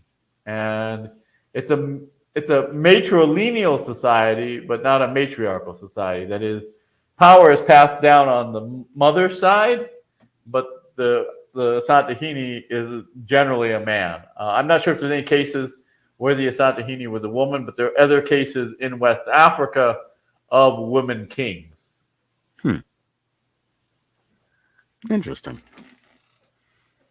Well, I've got a lot of interesting questions and topics out of you tonight. So, is there anything else you'd like to cover before we wrap it up, or anything you'd like to ask me for that matter? I don't. Well, okay. That fake guy Dan. You can call me Evan. Evan. Okay. So I'm gonna be honest. I'd never heard of you before this invite, but I didn't have anything else to do, so I figured it wouldn't hurt. Well, I have to say I appreciate you giving me the time. It's been a fun little conversation. So you run a channel that focuses on geopolitics?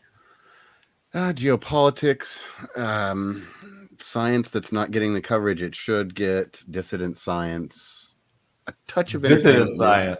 Yes, sir. Can you give me an example of that? The most recently revealed numbers showing that the climate isn't changing at the pace we've been led to believe for the past decades. Okay, but it's still bloody hot here. Oh, sure. Not to say that it's not changing. It's just that perhaps it's not anthropogenic. Yeah, well, okay.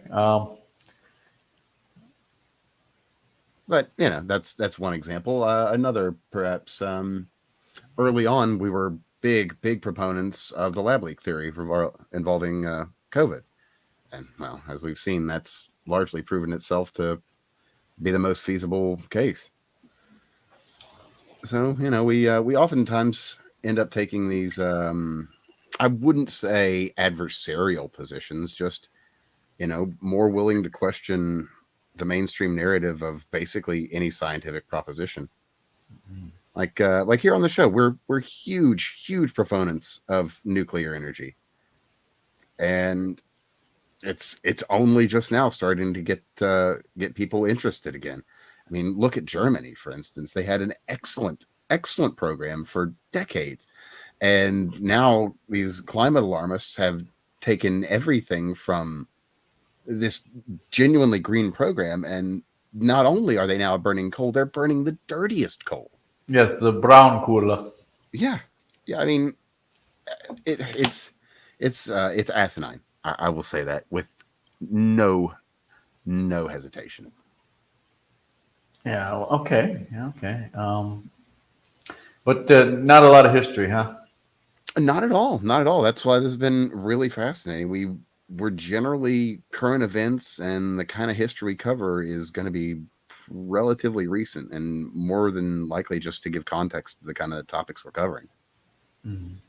So this has been a fun little But I mean, there is a theory I see all the time, and I actually think it's largely true, that because of the way the current political international order was set up, that historically you need to revise the general narrative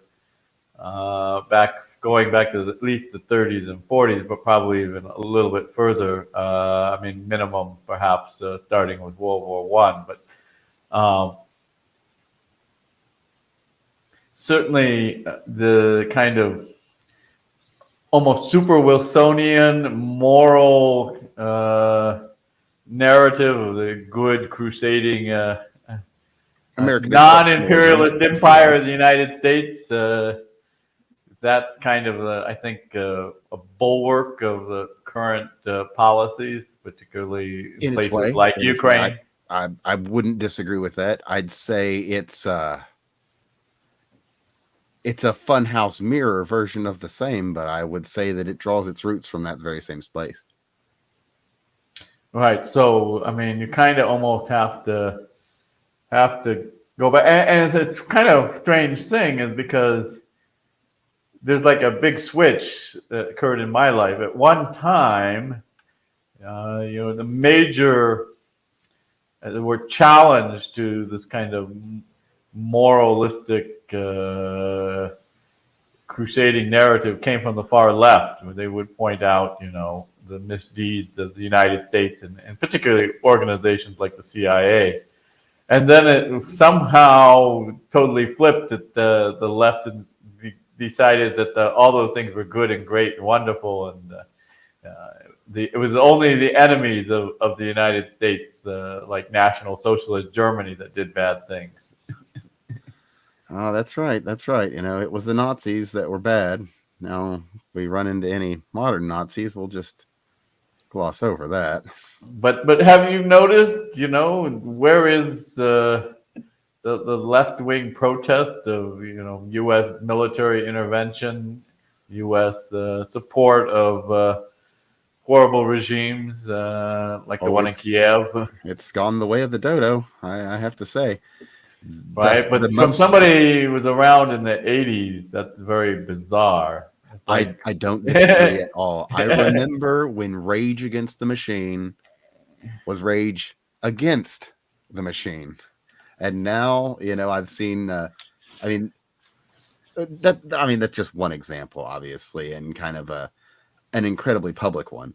But, these same people that were anti-war, anti-establishment, anti-corporation to be backed by right. Yeah, they also were anti multinational corporation as well as interventionist foreign policy, and that went away real big too. Yeah, it's like we love our corporations, we love our big government, and I know they've always loved the big government, but it's like, I thought you guys wanted the government to do the things that you're asking the corporations to do now, in addition to the government. It's all so very strange and flipped on its side. We've seen a real reversion of the roles too. To see the staunch left people saying, no, you can't say these things, they hurt people, and the folks on the right saying, no, you've got these folks, they've got the right to say what they want, even if it offends the Christians. It's such an inversion that we found ourselves in. I don't disagree at all. Yeah. So I find it kind of bizarre, but I suppose it was all never principled for many of these people with just whose ox was being gored. So if they had the power, then it was fine. It's only because they viewed themselves as outsiders in the 60s, 70s, and 80s to some extent. And once the 90s and to where we are now with the consolidated power, it's another story. It's quite the thing to see. I knew a bunch of punks when I was a kid. Never much was into the scene, but now I'm punk rock, and these guys are establishment. It's the world has grown quite silly, sir. Quite silly indeed. Yeah. So, so I think almost need to have history to kind of like challenge the mythology. Oh, of course. Particularly when it comes to geopolitics, but also other things. I mean, that's one of the reasons why I brought up how slavery is treated very different in Ghana. So in Ghana, there's multiple slave trades, but there's also domestic slaves. So there's a law is that you can't bring up somebody's being descendant of slaves in Ghana, even though it's about half the population. That's considered like a violation. So they've kind of just basically decreed that everybody, regardless of whether their ancestors were slaves or whether they were slave owners in what was the Gold Coast, that now they're all legally equal Ghanaian citizens, although under tribal law, right, they have the kind of like parallel traditional law for the kings and chiefs. Sure. There's still discrimination against descendants of slaves. So they can't hold certain positions or inherit certain things. Mostly land, legally all land in Ghana is owned by chiefs and kings, not private individuals. Similar to the caste systems of India, then More similar to Great Britain, where everything is owned by lords and you just lease it for 100 or 200 years. Yeah, that makes sense. Officially under the secular republic established by Nkrumah, right, all Ghanaians are equal, regardless of ethnicity and regardless of the status of their ancestors, whether they were slaves or slave owners. But in the traditional ethnic governance for the various tribal organizations, there is still rights are reserved for people descended of slave holders, not former descendants of slaves. I could see that. That doesn't seem unreasonable to me. Right, but in some sense, I think that at least the republic's position, right, is a better one than the United States have, where you just basically keep opening the wound over and over again.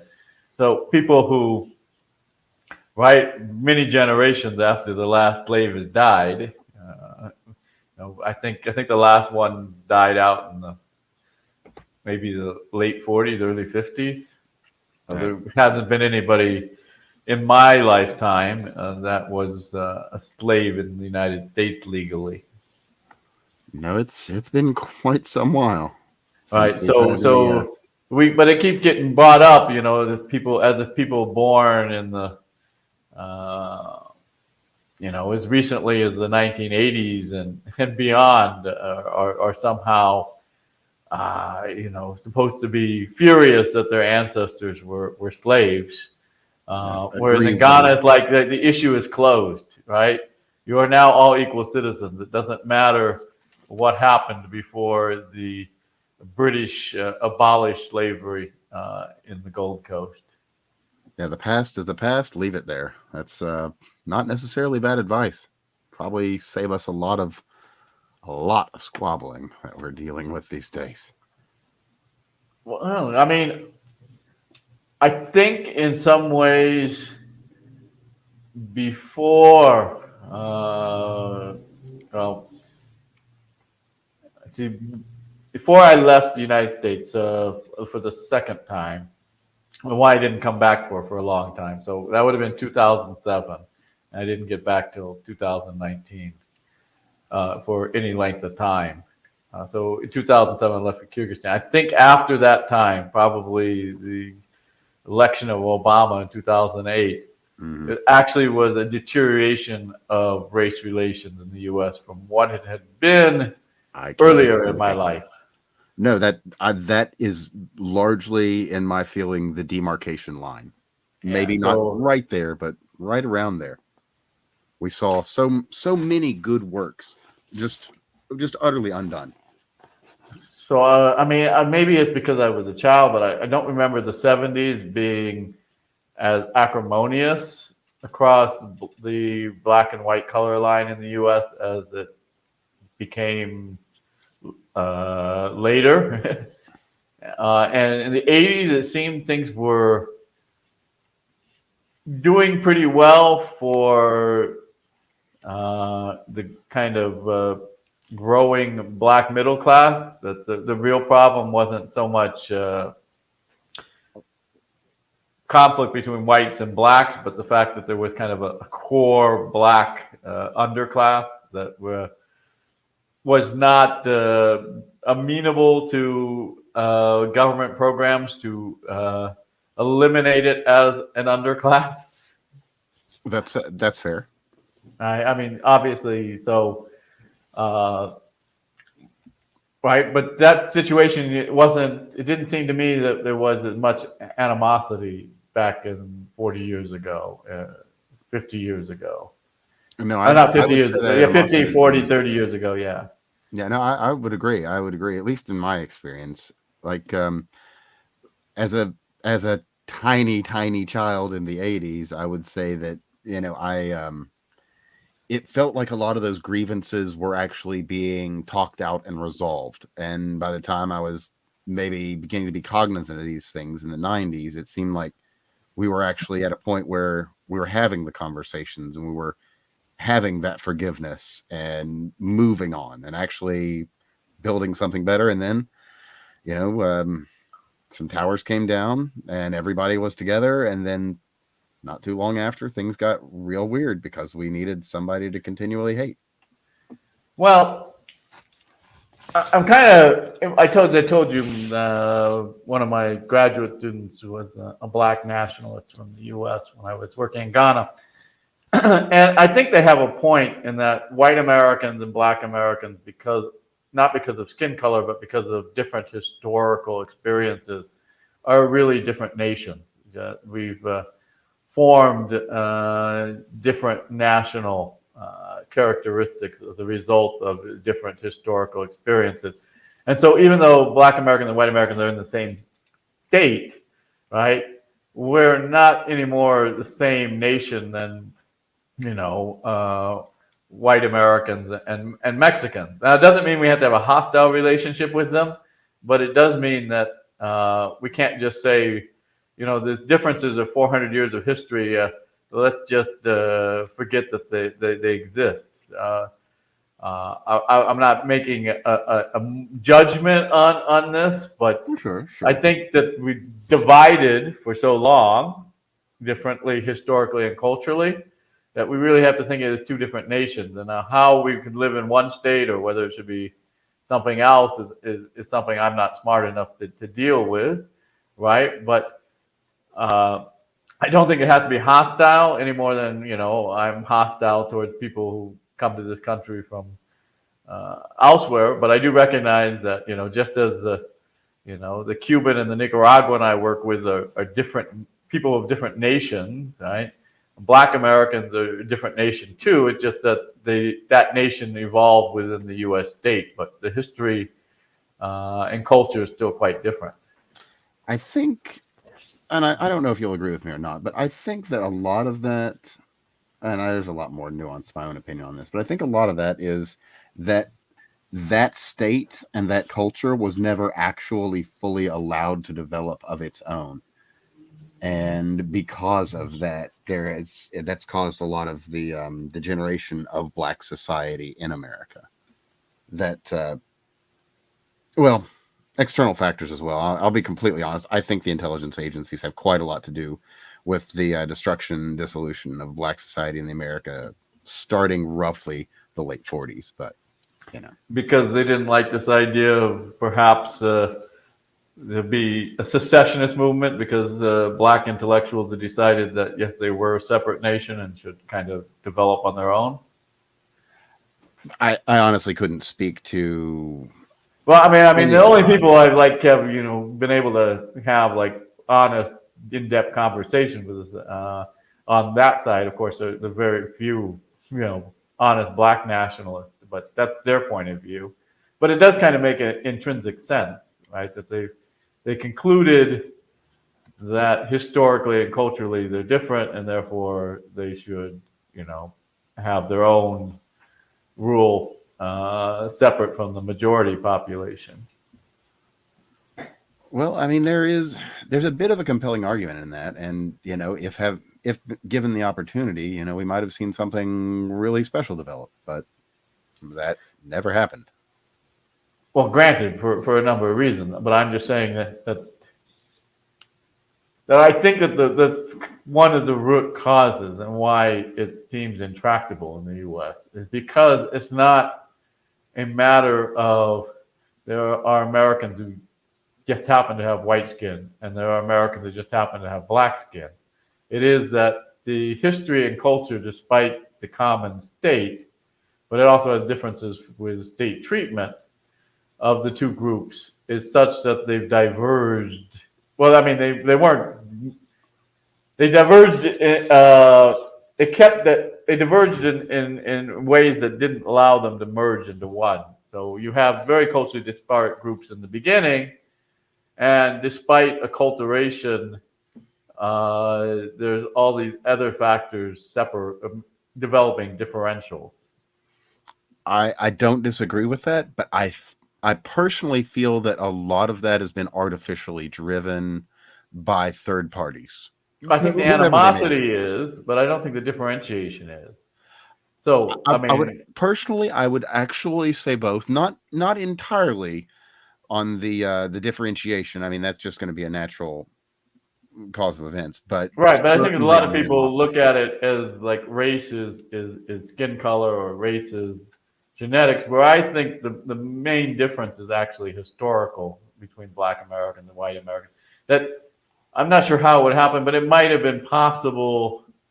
You have situations like in the Middle East, where you have a Black Arab population that is not really considered that different because they speak Arabic and they're Muslims, and the only real difference actually is skin color, whereas in the U.S., you could name a whole bunch of other differences, both historically and culturally.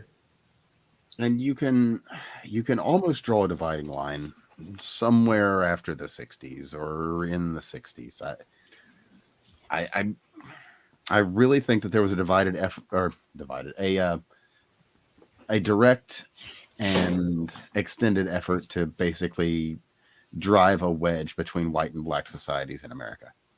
That's been. I wouldn't disagree with that, but again, as I said, it can be done because they're already different. Now, different doesn't mean we have to be hostile. Oh, sure. Yeah, no, I don't disagree. Obviously, we can be separate nations and have amicable relations. Unfortunately, for a whole variety of reasons, that hasn't panned out in the post-Civil War era after the abolition of slavery. But my hope still is that there could be in the future at least as good relations as we had during my childhood. I'm not saying it's perfect, but it seems it got worse. I'll tell you what, I'd love to see it get back to where we were in the 90s. That was a good place. That would be, I think, an improvement. That was a pretty darn good place. We were all just honestly trying to get along and actually making a point of it. Back when Bill Nye told us there were only two genders too. Oh my! Yeah, I am. Of the days in which we find ourselves. I don't understand that. I'm not even going to pretend to, and that's probably the right answer. Maybe just because I'm just an old guy with my own prejudices and whatnot, but I just it kind of one of those things that came out of like nowhere that's very bizarre and strange, and maybe it is just 100% prejudice, but I have like an uncanny valley experience every time I see one of these trans women, especially if they have the 5 o'clock shadow. No, that's actually reasonable. That's the part of you that's human that's screaming out at this thing that is. And like if I see an obviously gay guy, it doesn't bother me in nearly the same way because it doesn't appear that he's trying to hide anything. Right. Yeah. It's whereas this is a man who's trying to be a woman but didn't even shave. Yeah. What's your game here? What are you at? It raises questions that may or may not have answers, and sometimes the answers aren't the kind of thing you want to know. So no, I just being honest here that I find it bizarre to the point of being disconcerting on a gut visceral level. Whereas reasonable. As for most people, I'm pretty tolerant, especially if the only thing I have to go on is physical appearance. It's just one of those things. But yeah, that wasn't the thing. When I was in college in the 80s, the big thing still was acceptance and tolerance of homosexuals that were out of the closet. But they weren't even talking about gay marriage back then. They were just talking about, we should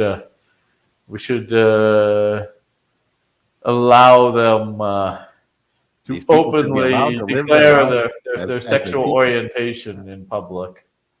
Yeah, they shouldn't have to live in fear. Well, I don't disagree with that.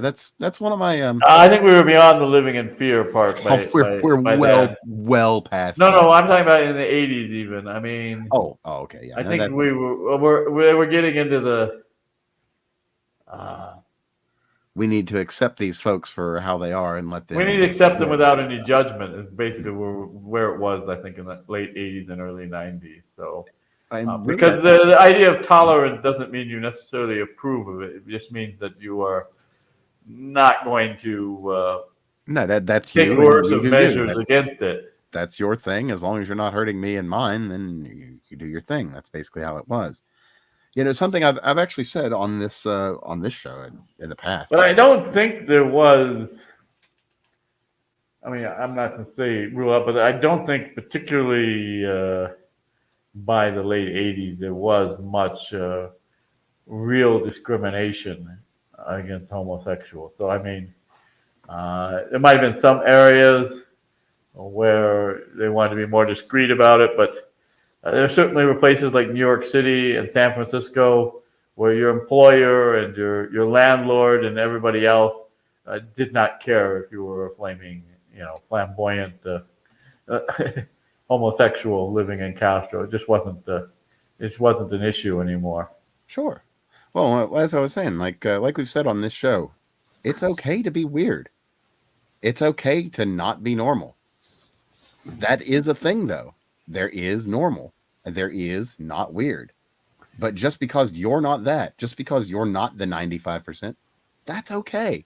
It's perfectly fine to be weird. That doesn't mean you're better. But it also doesn't mean you're worse. Right, but now we're into into just weird, strange territory. That because, as I said, the openly flamboyant male homosexual doesn't bother me if that he's just if in the way it doesn't actually bother me if he's not doing anything As long as you're non-normal, not I being guess, in harmful. public. Yeah, But if you're not harming right, anyone, right. I mean, whatever.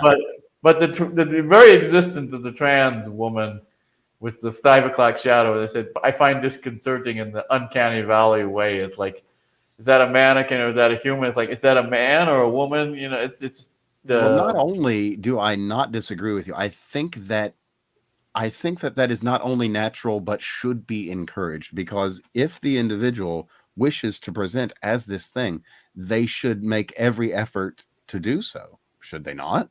Like, if you want to look like a woman, why are you going to, well, this is what I don't know because I mean, it's um, and the other thing, because I had a discussion with my mother, is that when you're right about normal, and so both normal in terms of what is the norm in terms of biological reproduction, and also the majority of the population, right? Heterosexual, I guess the word they use, the opposite of trans is cis, right? It seems to me that like your normal male homosexual is not nearly as deviant from that norm as the trans women, or I guess what you call it. That there's a less deviation from the norm. Sure, that doesn't seem unreasonable. But yeah, because I mean, what is normal, right? At the end of the day.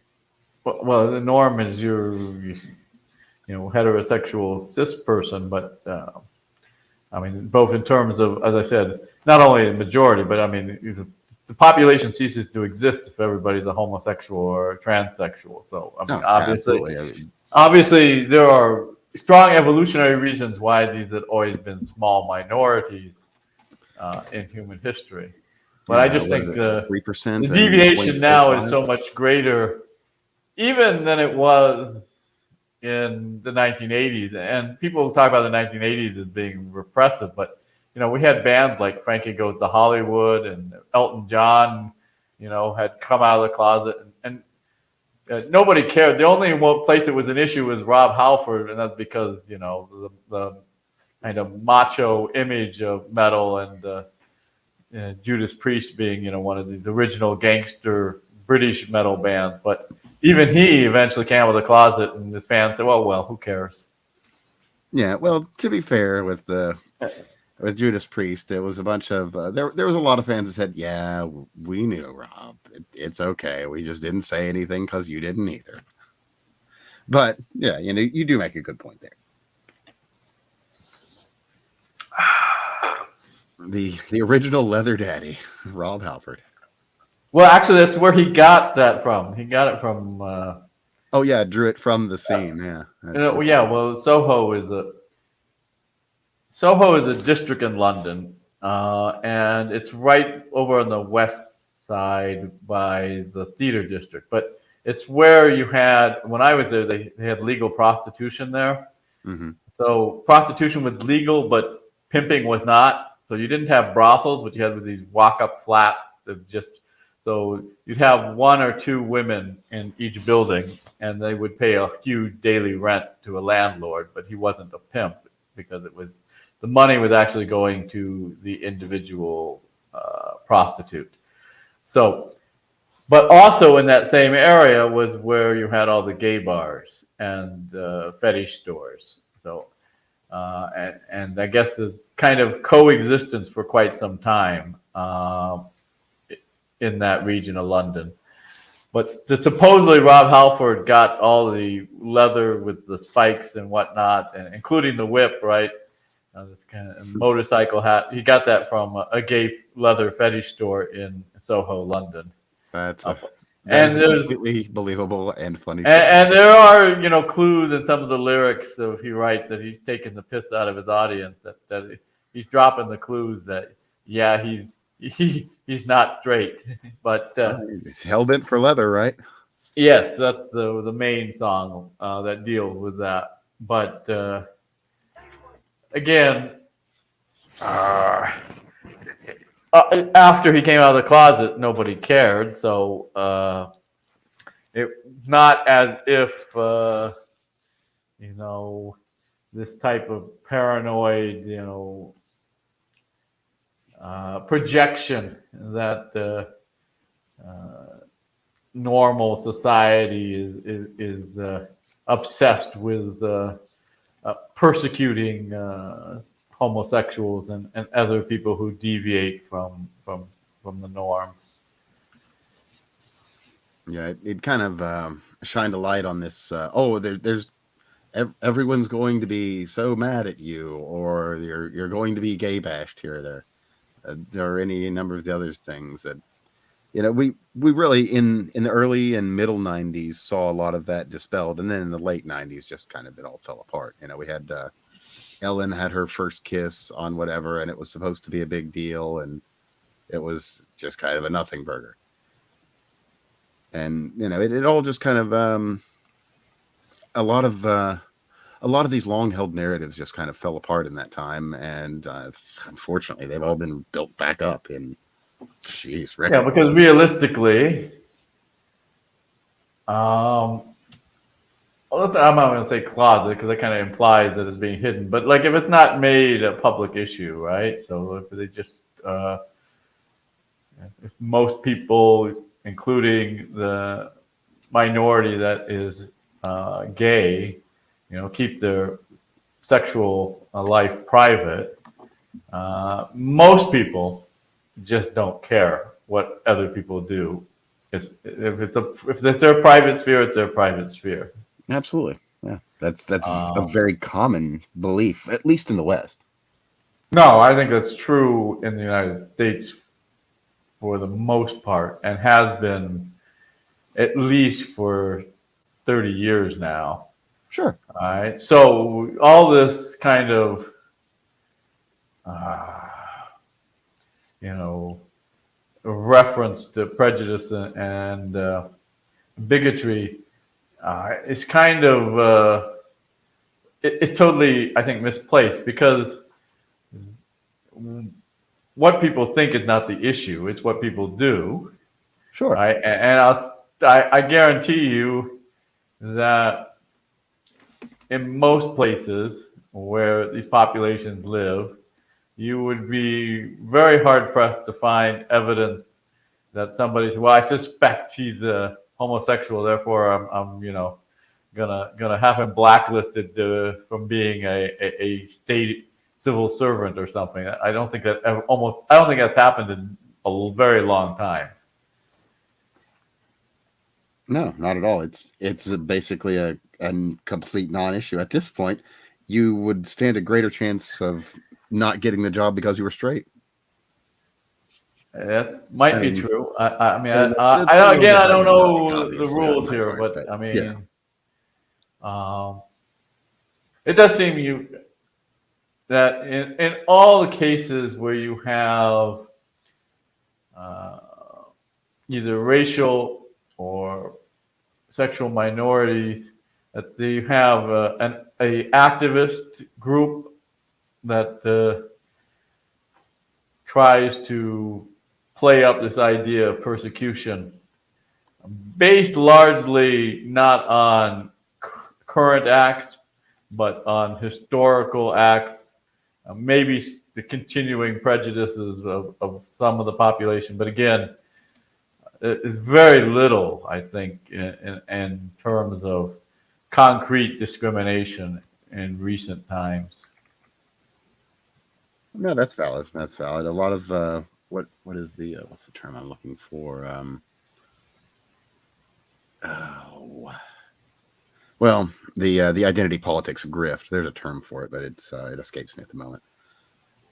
But yeah, there's you wonder sometimes if these people are in it for the money or if they actually care. And I kind of think it's a little bit more the money than actual concern, especially in America. I mean, we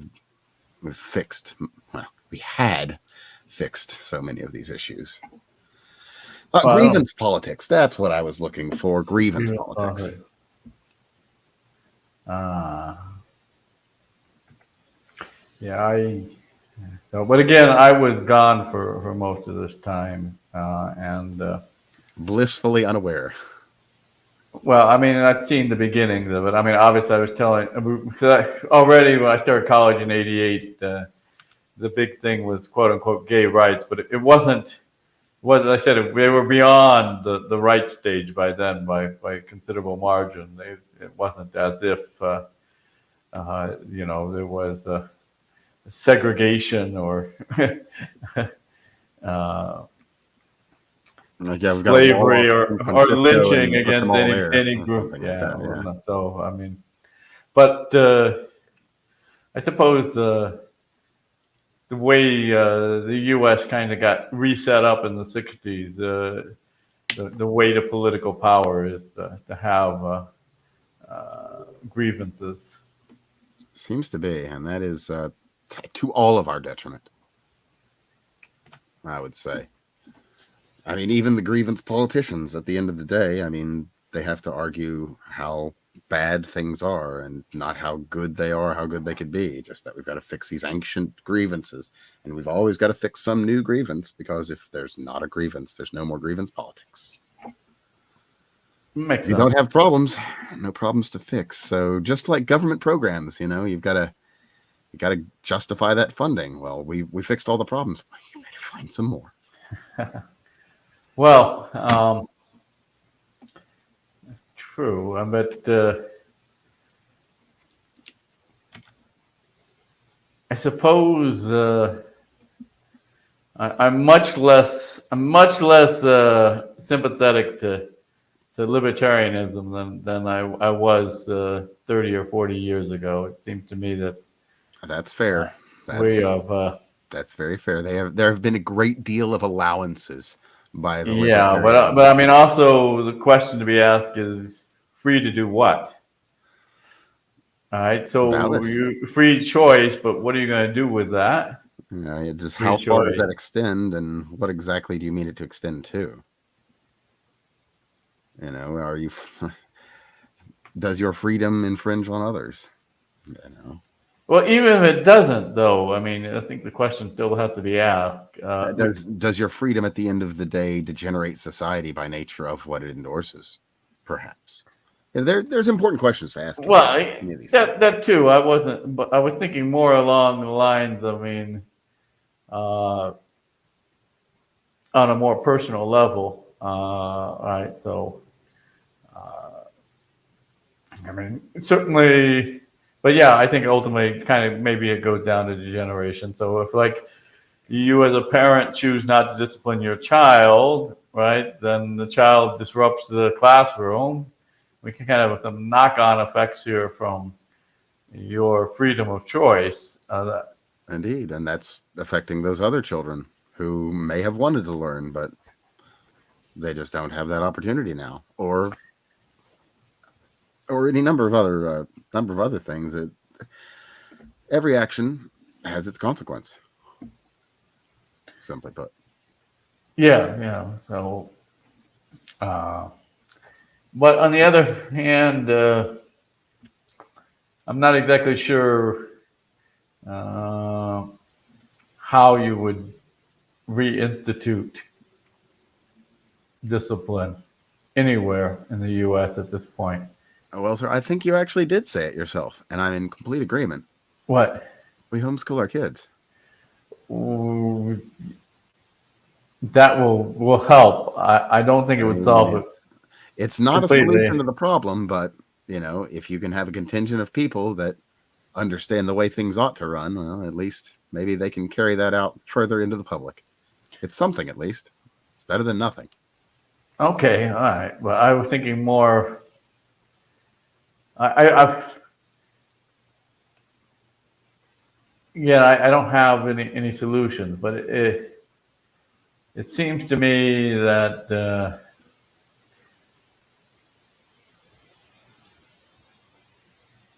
it's kind of overemphasis on individualism, I guess the best way to put it. This kind of overemphasis on the idea of The self. Well, uh, selfishness, yeah, to put it simply. Yes. of democratic rule, a kind of knee-jerk reaction against all forms of authoritarianism is not. It, it's gotten to the point where it's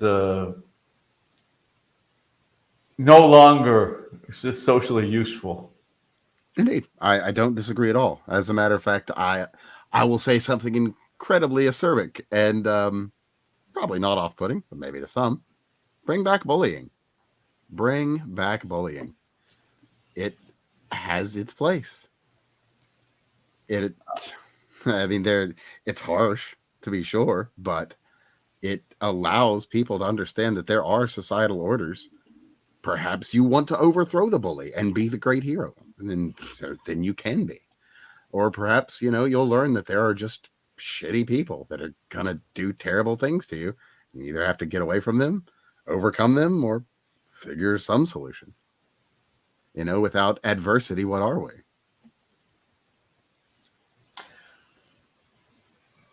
Well, I mean,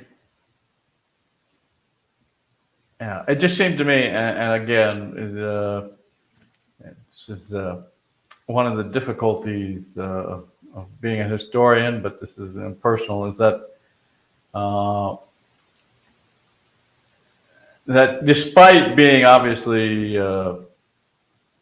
nostalgized, I guess, viewed through rose-colored glasses, the all of the indications from talking to older people, many of them now dead from old age, including my grandparents, is that we've been on kind of a downward trend for quite some time, but things were pretty good until about the mid 60s, and then the decline starts. And then, as I said, I don't probably disagree. somewhere around 2008, it just accelerates. I find that a very reasonable assessment, actually. That sounds about right based on what I know. So, And I honestly think that ties into the intelligence agencies starting to get involved in far more than intelligence. well, they always were, at least since the founding of the CIA under Eisenhower, coming out of the OSS. So certainly. But the 60s is such a perfect example because, so many of the movers and shakers of that time were directly connected to intelligence, whether the sons and daughters or, directly trained underneath of these individuals. Frank Zappa being such a perfect example of that, the agent gone rogue, as it were, and then his untimely death. I thought he died of prostate cancer. Well, he did. He did. It was I need to look back into that. From what I understand, it was very fast acting and caught him a little off guard, much the same way that Bob Marley's cancer caught him very off guard. Well, actually, I don't think the cancer caught Bob Marley off guard. He just refused to have the toe amputated because of his Rastafarian beliefs. So the tumor was there, and he refused to let them amputate the toe, and then it metastasized and killed him. Right? But obviously, a toe can be cut off if there's a tumor on it, and you can survive without a problem. But if you're unwilling to have the toe cut off, then the tumor is going to spread. Sure enough. Sure enough. But I don't know enough about Frank Zappa's demise. Yeah, and I have to be honest. A lot of this is based on secondhand information I've been given, so I can't speak from any kind of area of authority. Just hearsay. But, and I have to be honest about that. Fair's fair. Okay. So, but I do know that Marley died of metastasized skin cancer started with his toe, and if the toe had been cut off, he would have easily survived. But he refused to allow that because the Rastafarians are opposed to any type of amputation. I would have to take your word for it. I don't know enough about Rastafarianism to actually say. That sounds right, but I just haven't done the studying to actually say for sure. Yeah, well, yeah. So that's what I've gotten from the few. Yeah, I do know biographies that of Bob Marley I've read. Treatable, but you know, well, it might have been especially if a you matter just of cut the toe cutting it off. off. Just cut the toe off. Right. Yeah. You could certainly get by without one of them. But right. Yeah. I've heard some compelling arguments that perhaps this his cancer was maybe a little engineered. I don't know. I'm willing to entertain these things. Why not? I haven't heard that, but who could say? I mean, it's all in the past anyway. I mean, at this point, it's kind of all conjecture, other than the actual medical people that were involved in the treatment and perhaps development of whatever nonsense that may or may not have happened. So, I guess it's just a fun aside at this point. Either way, though, we do oftentimes lose these incredibly useful people that are doing good in the world. So, whatever. Okay. And I think I'm getting into the rambling territory. I've got about all the topics I had wanted to cover. And was there anything else you'd like to get to tonight before we call it a wrap? No, I think it's been going on enough, and I have to say I've had an excellent conversation. It's been a good time. It's been a pleasure. Incredibly informative, and I have a feeling that a number of my audience members will be giving you a follow and probably checking out some of your work. I'll again make sure to include the links to both your social media and all of your books down below for anyone who's going to be checking this out. And I do have. I'll put it in my chat here. Just take a second, but I have a lot of my shorter academic work at this website here, Academia EDU. So I mean, most of these are journal articles. So if you're into the academic stuff, but you can look at it if I can find where I was. Okay. So I have put it in the chat there. But those are shorter pieces, mostly, as I said, from academic journal articles. All right. Well, I will be glad to include that as well. And anything else you want me to put in there, just DM me or whatever. I'll throw that in the show links for everybody. But that aside, it's been quite a pleasure. Thank you. Thank you for coming on. All right, thank you, and I'll probably catch you later somehow. Undoubtedly. Have a very pleasant coming week, and don't clean too hard. All right. Thank you. All right. Be well, sir. Be well. Been a pleasure.